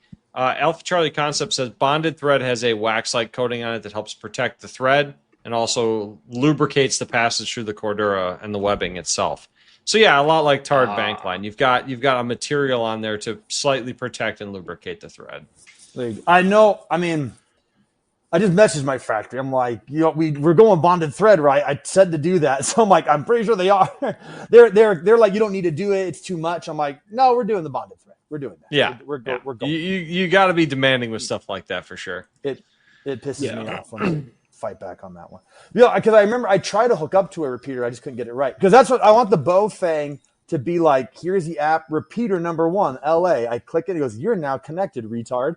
We're going to do you have the programming cable and chirp set up for your Baofeng? No idea what either one of those are. Okay, so you can get. So he's trying to program through the faceplate. Oh, God, probably. The faceplate sucks. Yeah, don't do it. Don't bother. Well, that's what I meant with the tech. And you guys like, they already have. I go, no, I want to be able to buy my Baofeng and go, press preset. 1. Right, repeater, your area, press, repeater, locked in. Go on Instagram now and talk about how much of an expert you are. What you might consider, and it doesn't have the same capabilities as ham radio, but you might consider GMRS. Yeah, it's a good in-between step. Yeah, and GMRS it's the radio service I use because it's channelized. The radios come pre-programmed for the most part. It's much simpler for the layperson to pick up. My big thing is like I could figure out how to run a ham radio. It's not that it's not that damn complicated compared to some of the really weird shit I've learned over the years. But the big problem is I'm never going to convince my wife to go take the freaking test and do all the studying and all that shit. Whereas with a GMRS radio, it's one license for the family, and I can throw my 13-year-old daughter a radio and be talking to her in under 30 seconds. It is the radio service for the layperson that doesn't want to be a radio nerd. They just want a functional tool. And the thing about that is most GMRS repeaters do have either a CTS or DTS tone programmed into it to kind of like obscure unwanted frequencies if you're not trying to get into the repeater. But those are published and they're not that hard to program. Now, for your Baofeng, though, the Baofengs are not that easy to program from like your buttons on the radio. There is a cable that you can buy that plugs into the side of your radio, plugs into the USB on your computer, and interfaces with a free software called Chirp, where you can just type in exactly what you want. Okay. You can copy and paste the talk codes, the frequencies offline into your radio, and you can name it this repeater and save it to your Baofeng. As a matter of fact, if you can find someone local to you who already has that repeater you want to talk to, clone their radio. Theirs, you could literally take the software and the cable, plug it into their radio, copy their program onto the computer, and then push that program onto yours, and then you will have every single channel they have. It takes programming the radio from a couple-hour endeavor of one button clicks to do everything to minutes. Also, if you have to program a whole bunch of radios for a whole family, like this asshole has on several occasions, it's a lot faster to just build one program and then just like clone them all. Yeah. Plug it in, hit a button, wait 45 seconds, unplug it, plug in the next one, hit the button, and just run the program into multiple There's some radios. fantastic YouTube videos on how to really get a lot out of chirp, too. What is there like hardcore radios? Like, for example, I know like the HS1000, which is the ones that the LAPD uses. Is there like hardcore? Like, I know both things, but like, where can I get myself a PR148? Right. You're gonna want to talk to the ham guys. We could probably put you in contact with some of the comms guys we were talking to on Sunday. Okay. Yeah. They will though. They're gonna ask you, what do you want to do with the radio? And that answer will dictate what they recommend. I want a hot mic emergency channels. Just hold down those hot mics. I want to do felonies on air. Yeah, I want to get on an emergency channel for LA Fire and just hold down the talk button and make sure no one gets a firefighter. They almost certainly are on a digital trunk system, which is a whole other level of. Which you can watch, but you can't listen to. And that, I don't know. So, what a trunk does that prevent exactly what I'm talking about? Yes. Oh, okay. Yes. It's an encrypted digital trafficking system, basically, is what it is. So then you can't just hot mic. By the way, FBI agent, correct. I'm making a joke. I'm not going to do that. Yeah. I don't know how. No, so basically what it is like, it's kind of like if you have multiple channels coming in on your Ethernet at once, the different ports. Right. If channel number 1 is full, it kicks you to channel number 2. If 1 and 2 are full, it kicks you to 3. If 1 opens up, now somebody else can jump into 1. Even though you're all broadcasting on the same band. Okay, because I remember I hate saying like this, but in the Marine Corps, we had PR, which only the Marine Corps had for their black gear, which was the PRC 153, which is just the inner, like it's supposed to be the squad radio, right? Yeah. And I believe that one actually had some sort of crypto key that you could use for it. It does, yeah. But no one knew how to set it up, so we just used like channel 1, right? And then some dumbass would just put it in the mole pocket, but it'd be too tight. And then it would hot mic the entire fucking platoon. It was like, direct the gun. And I'm like, all I hear is a guy swearing in Spanish this entire time. I don't know what you want me to do. It's like, well, call it in. I'm like, call what in? There's no one to talk to. This has been mariachi music for the last 20 minutes. Like, I don't know, like the guy, I don't know what's going on. And it's like, yeah, I remember that. The crypto key is what you just said. It's like, you can do all this. I'm like, are we going to do it? No one knows how. I'm like, oh, well, okay. Like, but here's the key. Okay. And if you lose it, you're going to have to talk to the president of the United States himself. I'm like, okay, that's not true. But no, I'm not going to lose the key. First off, I'm leaving that in my footlocker. Yeah, I remember the crypto. It's like, what? Doesn't work? What? This is why communications is its own friggin' MOS, because radio nerds are wizards. They are. I am not a radio nerd. I'm just now, according to Twitter. According to Twitter, I need to, in order to be a basic bitch male in society, I need to have a friend group that is basically an ODA, right? Interesting. Do you have a friend who is trained in expert levels of maneuver and guerrilla warfare? Do you have a friend who's trained in communication? Do you have 7 friends who have the proficiency of Jerry Micklick with the endurance of Usain Bolt, who are your shooters? And do you have a network of 100 different people who can gather intelligence in your local area and feed to? And I go, I can't get my mother to text me back. I don't know what the fuck you're talking about when it comes to having an intelligence network. Are you fucking kidding me? What? Well, your intelligence network can be as simple as your local Facebook groups. I've been throttled on Instagram. I'm not connecting. Yeah. I'm not getting any intelligence. Okay, your local Facebook group. I live with a bunch of goddamn boomers. The Facebook group is just going to be, someone stole my chihuahua. I think it was one of the hawks. Like, they're not, but I'm just going, that's what Twitter tells me I need to be able to commit maneuver warfare out of my PT Cruiser all the time. So I don't know what's going on. I mean, if you're going to roll a PT Cruiser, you might as well be rolling full seats. Didn't they try and do that when they tried to kidnap Gretchen Whitmer? Weren't they rolling out their PT Cruisers? Was it a PT Cruiser? I thought it was a minivan. Hey, minivans are dope. Oh, Jesus. Yes. Yeah. Dude, minivans are great for kidnappings, apparently. I don't know that. I never thought this would be the timeline I'm in, but I think I'd prefer a minivan over. Well, yeah, it's got the sliding door. You can get 2 guys in at once. Remember. I know the name. We throughout GWAT we were thrown 50 trillion Arzakawi because they're all Muhammad Arzakawi named. Don't you remember that one thing? It was in Tripoli where Delta Force straight up just kidnapped someone out of a minivan. They had the street camera. They're showing them news because it was. I don't remember that. It was a finance minister of ISIS, and he was, I believe, in Tripoli. He was like walking the streets of Tripoli. It sounds like something we would do. Yeah, you just see a white minivan pull up, and was it? Could have been a panel van. Because I'm trying to, if I remember correctly, it was. No, okay. So what had happened was the van pulled up to grab him, and that Delta was in that van, the minivan to grab him. That guy's security van pulled up to intercept, and then I guess the passenger, because I guess it's just a regular van, the passenger rolled down his window and stuck an AK out. You see the Delta operator just grab the AK and just pull it out of his hands.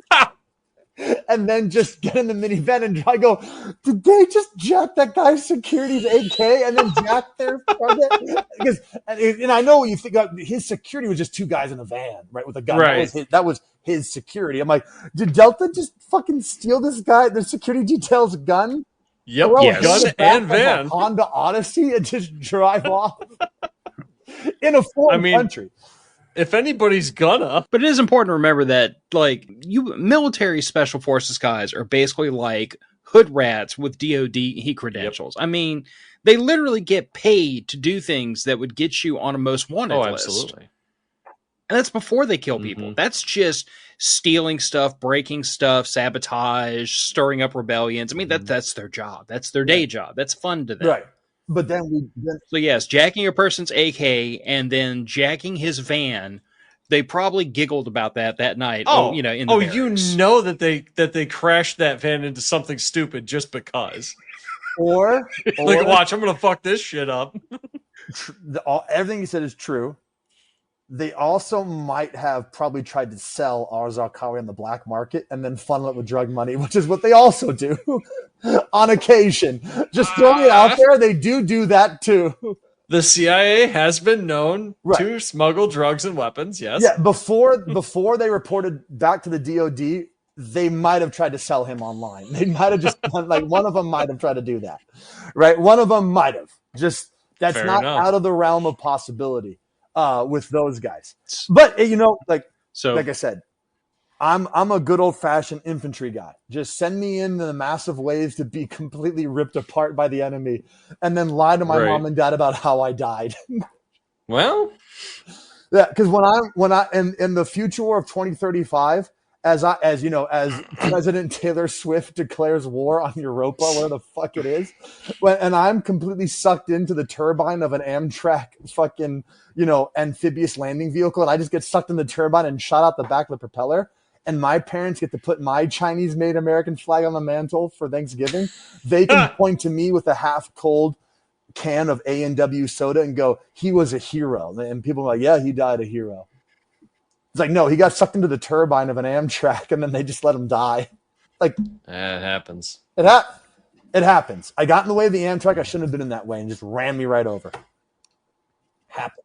For sure. Yeah, I mean, turbines are rated E for everyone. Yeah, just accurate. Get sucked right in. Right. Well, I saw an F-35. I thought it was cool. Got sucked into the intake. Hey, is what it is. If I had my.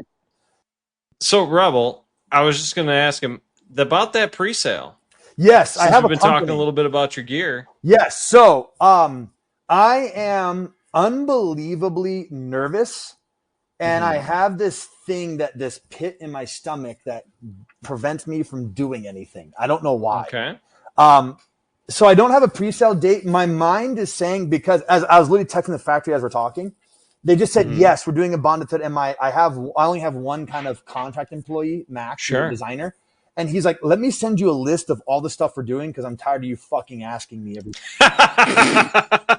So he doesn't say that out loud. I have sent 2 of those emails this week. Right. He didn't say that out loud. That's what he's thinking. He's like, dude, it's like. That's exactly what he's thinking. Like, Jesus Christ, how many times? I was waiting for the Woodland Carrier, at least one of each to be done to take pictures of it. But then I realized my website is all coyote photos. So I'm like, what am I waiting for exactly? Because I don't know. But yes, I'm doing a pre-order. I'm going to announce it. I am absolutely terrified it will fail. I am so fucking scared. I want to give you money. I know. Here's the problem was my first, not a problem. It's a good thing. My first launch went so well. Mm-hmm. It's the equivalent of being an 18-year-old guy and your first girlfriend is Scarlett Johansson. Well, and you're just like, yeah, we don't know. Like, you could get lucky and you could bang a friend after this, but I'm just letting you know, Junior, all downhill, like just straight down from there. Cause that's a pretty good. So my first launch, I mean, I sold out in like a month, right? Okay. I realistically, I sold out in 3 days. The only reason why I didn't sell out like quicker was because I kept fucking with the numbers because there's insecurities and autism. I don't actually say autism to be funny. I legitimately think developmental problems in my head, again, from all the meth I was given as a child to focus. That'll happen. Now, like I said, now I can taste the color purple, right?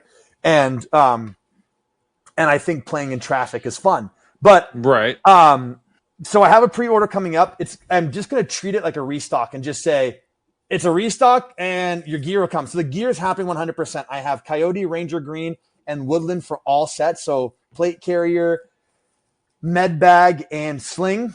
I don't have them up here with me, but I made some improvements to the med bag. So the med bag is pretty cool in the sense of, you know what? Fuck it. Let me go get it. Can I just go get it?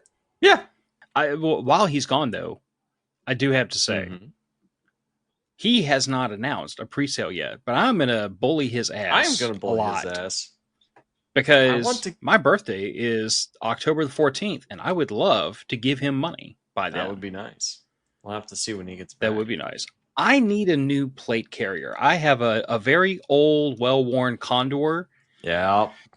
And I mean, my Derma's holding up well, but I'm not opposed to trying new things. Yeah, well, I'm going whole hog, and I want a Vicarian and M81, and also trade out the steel plates for ceramic plates. Honestly, man, best choice ever, swapping out to the ceramics.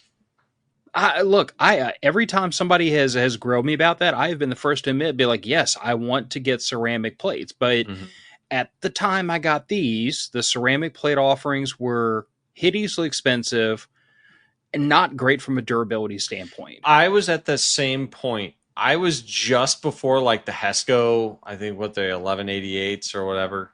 The Hesco 1188s, the RMA plates started coming out in the market. I was like 2-3 years before those hit the market and became reasonably affordable when I got my steel armor. And granted, I was mostly wearing that to, 3-gun stuff, pistol matches, stuff like that. So not as big of a deal, but gosh, the ceramic ones are so much lighter for better protection.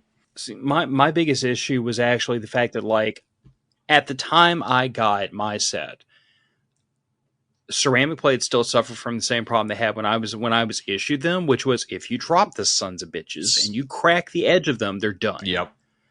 And my issue at that time was I am a civilian. The DoD is not supplying me all the time, so and the DoD is not paying for X-rays. Exactly. So it was just one of those situations where, like, at that time I made a judgment, and now that judgment no longer holds up because things are different now.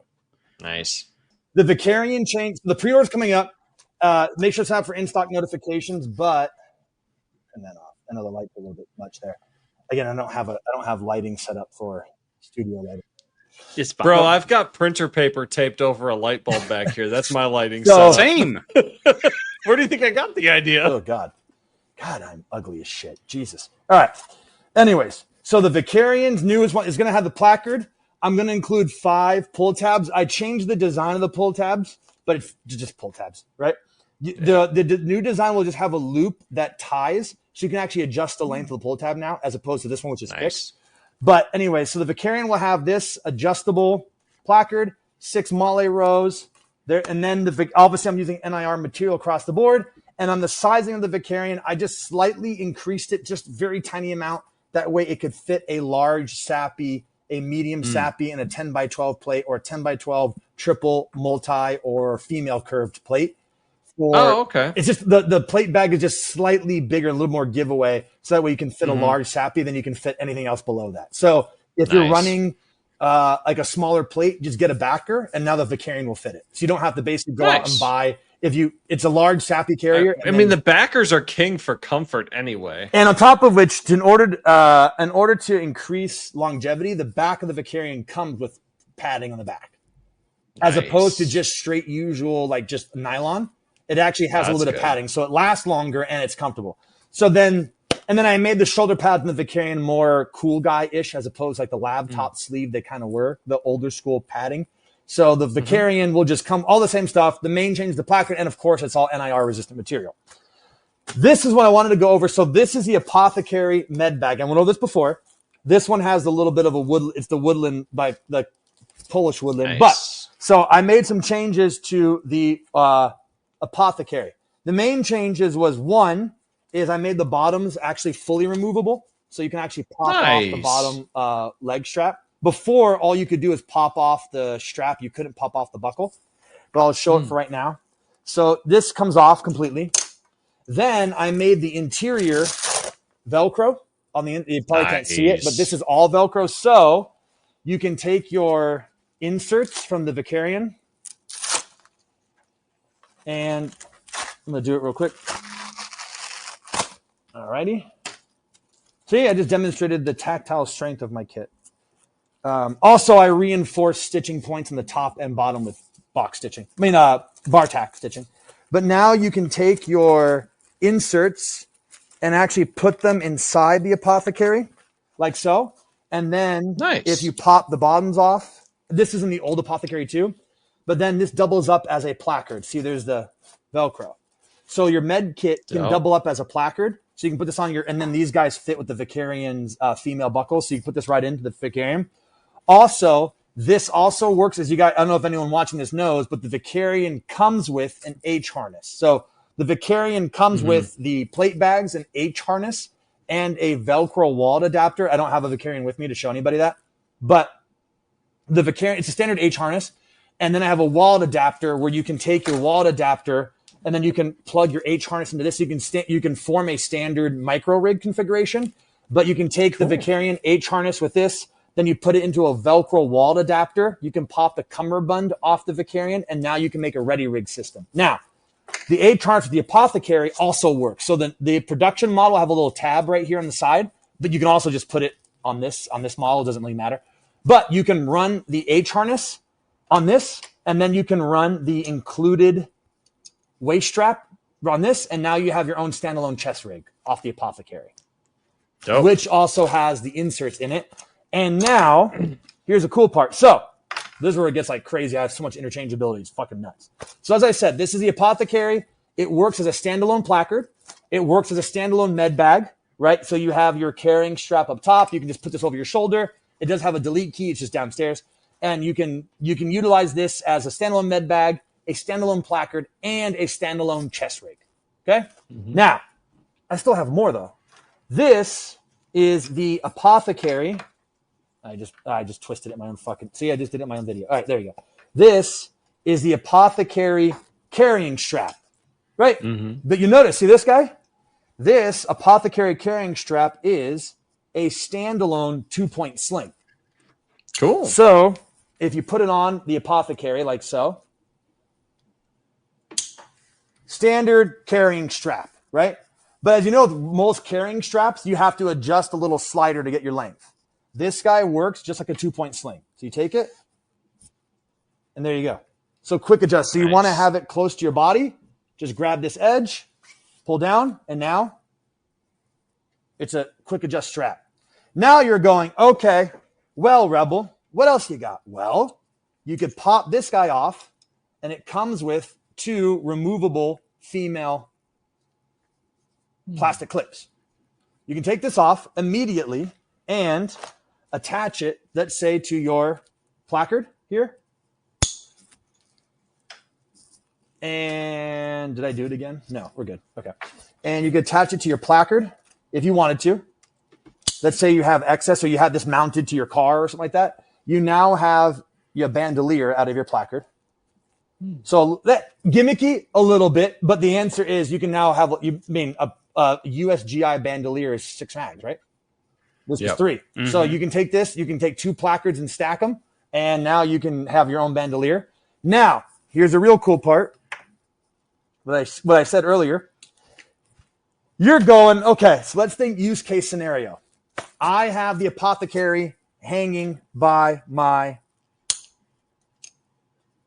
let's just make sure I do this. There you go. So I have the apothecary right here. Did I overbuild this? Yes, I did. Okay. Be clear, right? Most people just use it as a standard med bag. That's fine.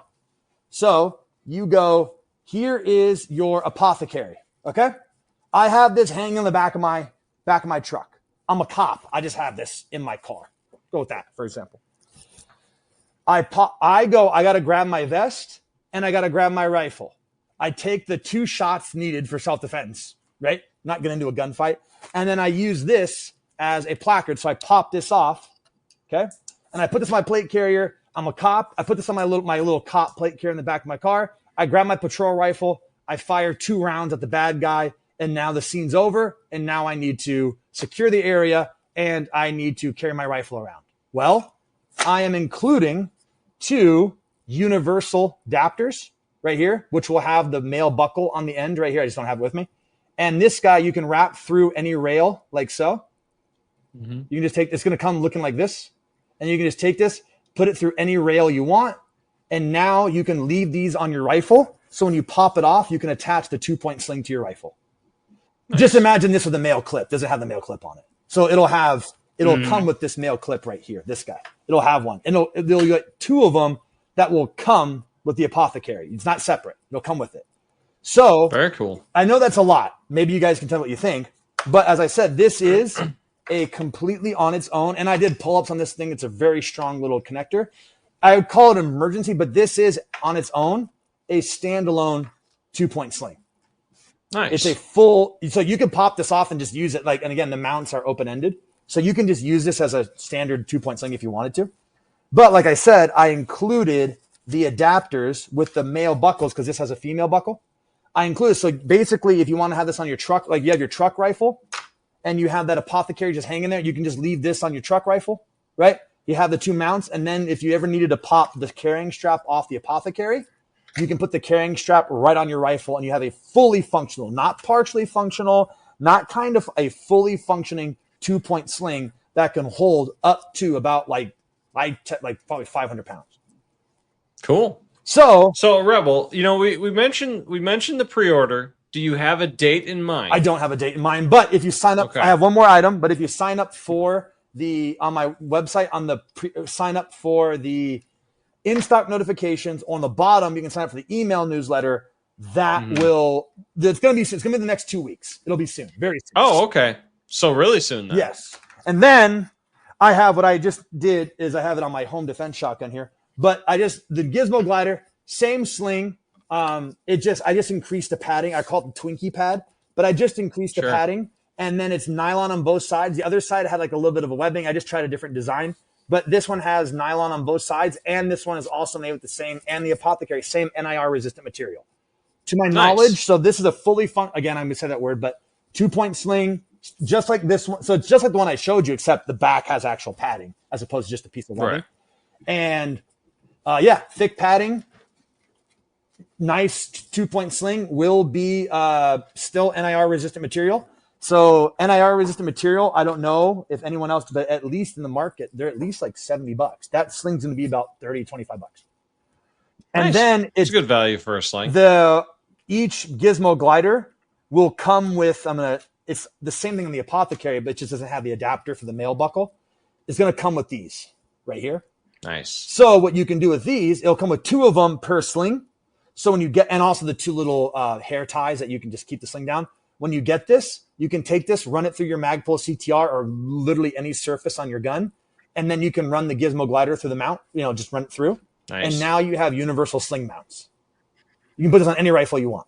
So if you get the sling, fantastic. If you get the Gizmo glider sling, you don't have to worry about getting QD mounts or pair. I'm assuming everyone has their mounting system already. But if you go, I just got the sling and now I have to put it on my rifle I just got, this will work on literally any gun ever. Because you just have to basically just loop it through, just like so. Loop it. Now you have this hanging on your rifle. Then you can take the end of the Gizmo glider, just run it through like you would any other mounting system. And now you have this is from fucking slings from 20 years ago. But hey, man, it's classic because it works. Yeah, and it is impossible for it to break. It'll never like fall off your rifle because it's tied on there. And you can adjust the length of the shot cord. You can do less or more. And on top of which, like I said, it's a sling that comes with its own universal mounts.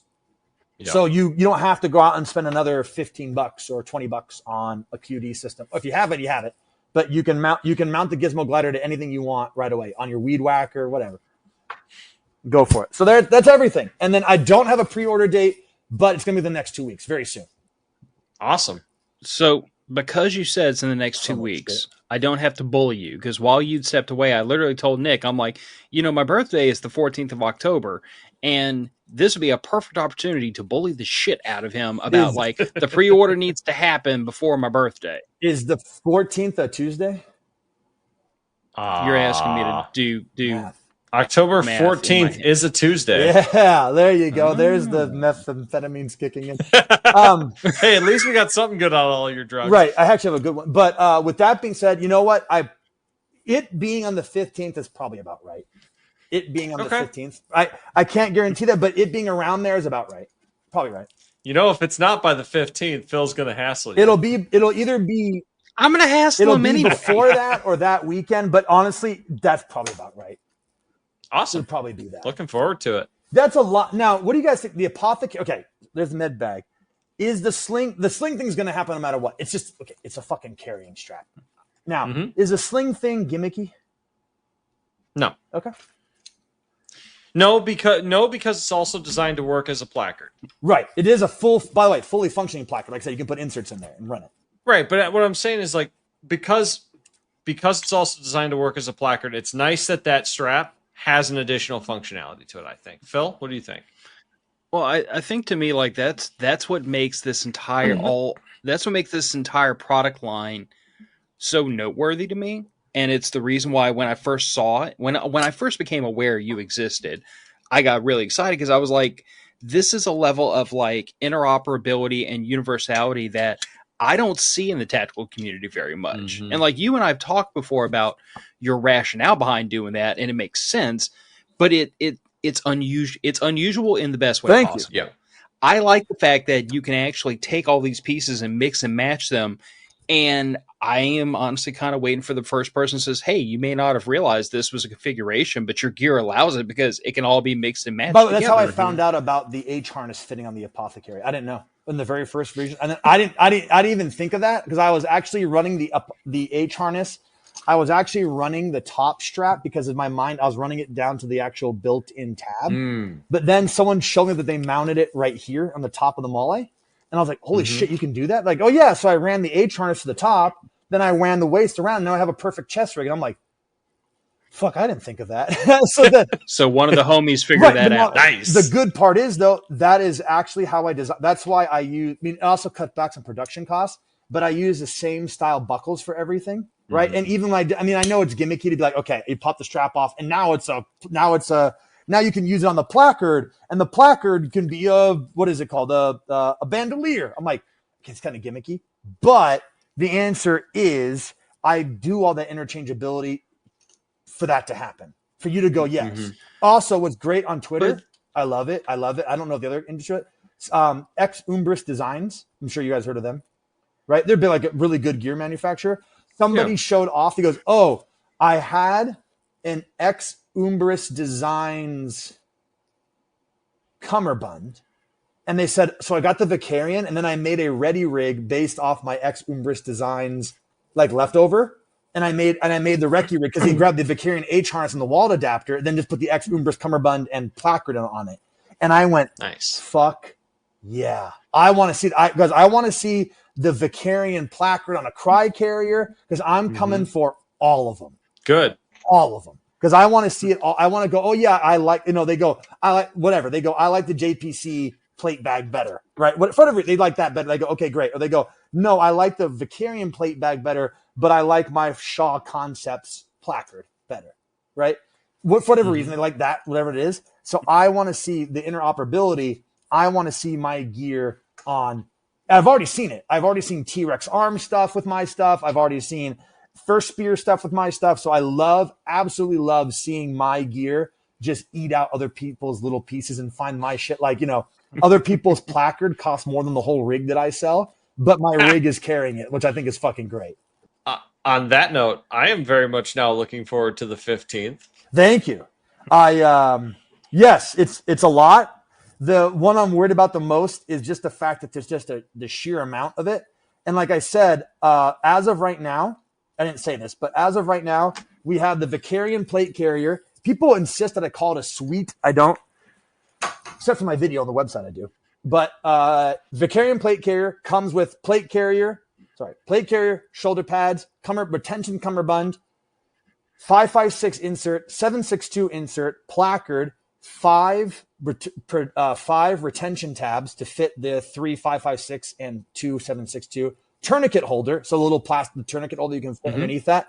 Then it comes, so that's a complete 100% right then and there. You can grab that plate carrier and you can go do your class. No matter what class you're trying to take bear works, strategic defense, wherever the fuck you're going to, you can take that plate carrier to that class and you'll be fully loaded to go.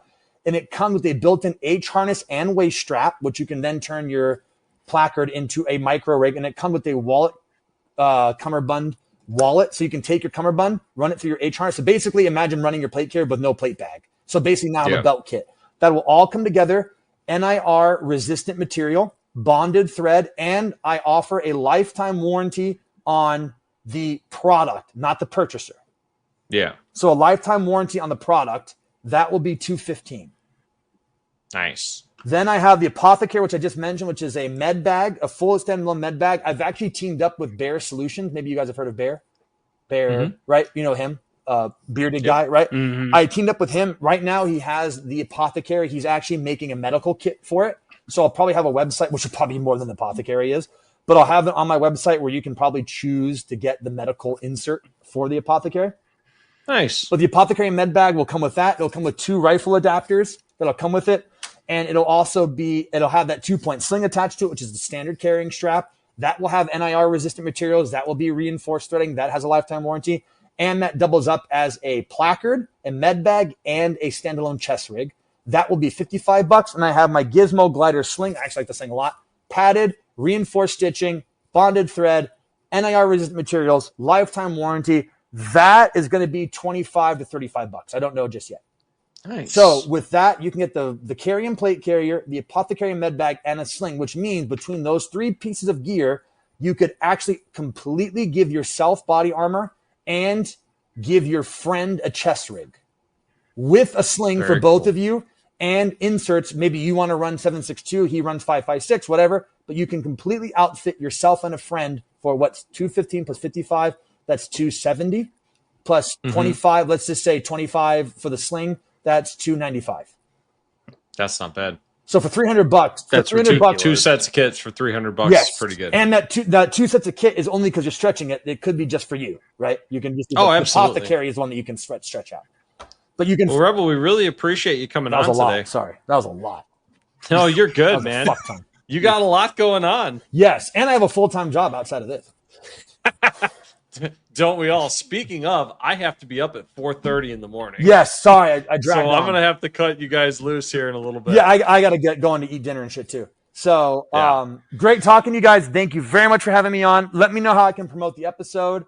And that was fantastic. Yeah, a pre-order coming very soon. Sign up for in-stock notifications. Go to the mailing list. Make sure to sign up for it. I'm going to send out a pre-order email very shortly. So excellent. Cool, man. Hey, hang out with us until I give you the all clear. We got to do the sign out really quick, and then I will release everybody for the night. Otherwise, my life will be hell on earth when I try to edit this with less than full tracks, which is never fun. Ooh. But thanks, Rebel, for coming on. Rebels Raiders. I'm not going to say he promised a pre-sale around my birthday, but I will say that I heard Phil's birthday pre-order. I mean, all I'm saying is I'm not above clinging to my own set of facts, even if it conflicts with reality. So the minute it gets announced, because I am signed up for the in-stock notifications and the newsletter, I will be blasting it out on social media. So if you don't follow him, you should. If you're not signed for the newsletter, you should be. If you haven't signed for the in-stock notifications, you ought to be. And if all that goes to hell in a handbasket, just keep watching, because in the next couple of weeks, some stuff's going to pop off, and I'm just going to order like a set of everything in M81 and be a happy little tactical nerd. Absolutely. For a while. I really appreciate it. Thank you. Look, dude, it's interesting gear. It's a great concept, and I love the fact that like your priority here is not enriching yourself; it's taking care of the community, which is rare these days. And those are all things I can get behind supporting. Absolutely. But we are going to punt this out the door. We all have day jobs, because nothing we do here pays the bills. This is all fun autism. Oh, yeah. Yep. This is both. all just accounting and tax paperwork for Rebels Raiders. Ugh. Yeah. You poor bastard. Very before I go, sorry, I know we're ending it. I wanted to say I've gotten gifts from people. Someone sent me a goat leather patch, B1 Tactical, I believe, or That's awesome. Warhorse. I'm going to say it wrong. Warhorse sent me that. So it's a goat patch with Rebel leather patch. And then I also got unit coins from Saif Nassim. Oh, cool. He sent me unit coins. I believe he's actually a contractor, like one of those DOD cops, I believe, at 29 Palms, I think. Nice. So 29 Palms, military working dog. So I believe, he works that space. So I want to say the outpouring I have from the GOAT gang is huge. One guy just sent me cigars and money. Like he just sent me like $40. So it's pretty great. Also, sorry, last one. I don't normally would do this. We are doing a charity for Charlotte's Farm. The government's trying to kick them off their land, long story short. But if you go to my website and check out their GoFundMe, they are 501c3, not a ripoff. So I know them. They're legit charity. And I'm auctioning off other stuff, but my ISO Bright Cool Guy dive watch. Oh, it's like a $500 watch. So we've already raised about $21,000 for them. Nice. So if you guys want to, please check that out, because they need our help. And they're great. They're a great goat farm. So we've already raised like $21,000, which is fucking nuts. That I raised that much money. That's fucking crazy. But anyways, that's it for that. And pre-order coming up. All that good jazz. Thank you. Website's already in the show notes, and I'll have his Instagram in the show notes too before this goes out. Yes. But matter of fact, it's going out the door. Good night, everybody. Try to move the needle. Try to convince the homies to train. Support people that support you. And if you can't stay out of trouble, at least be good at getting out of it after the fact. Talk to y'all later. Bye, everybody. Good night.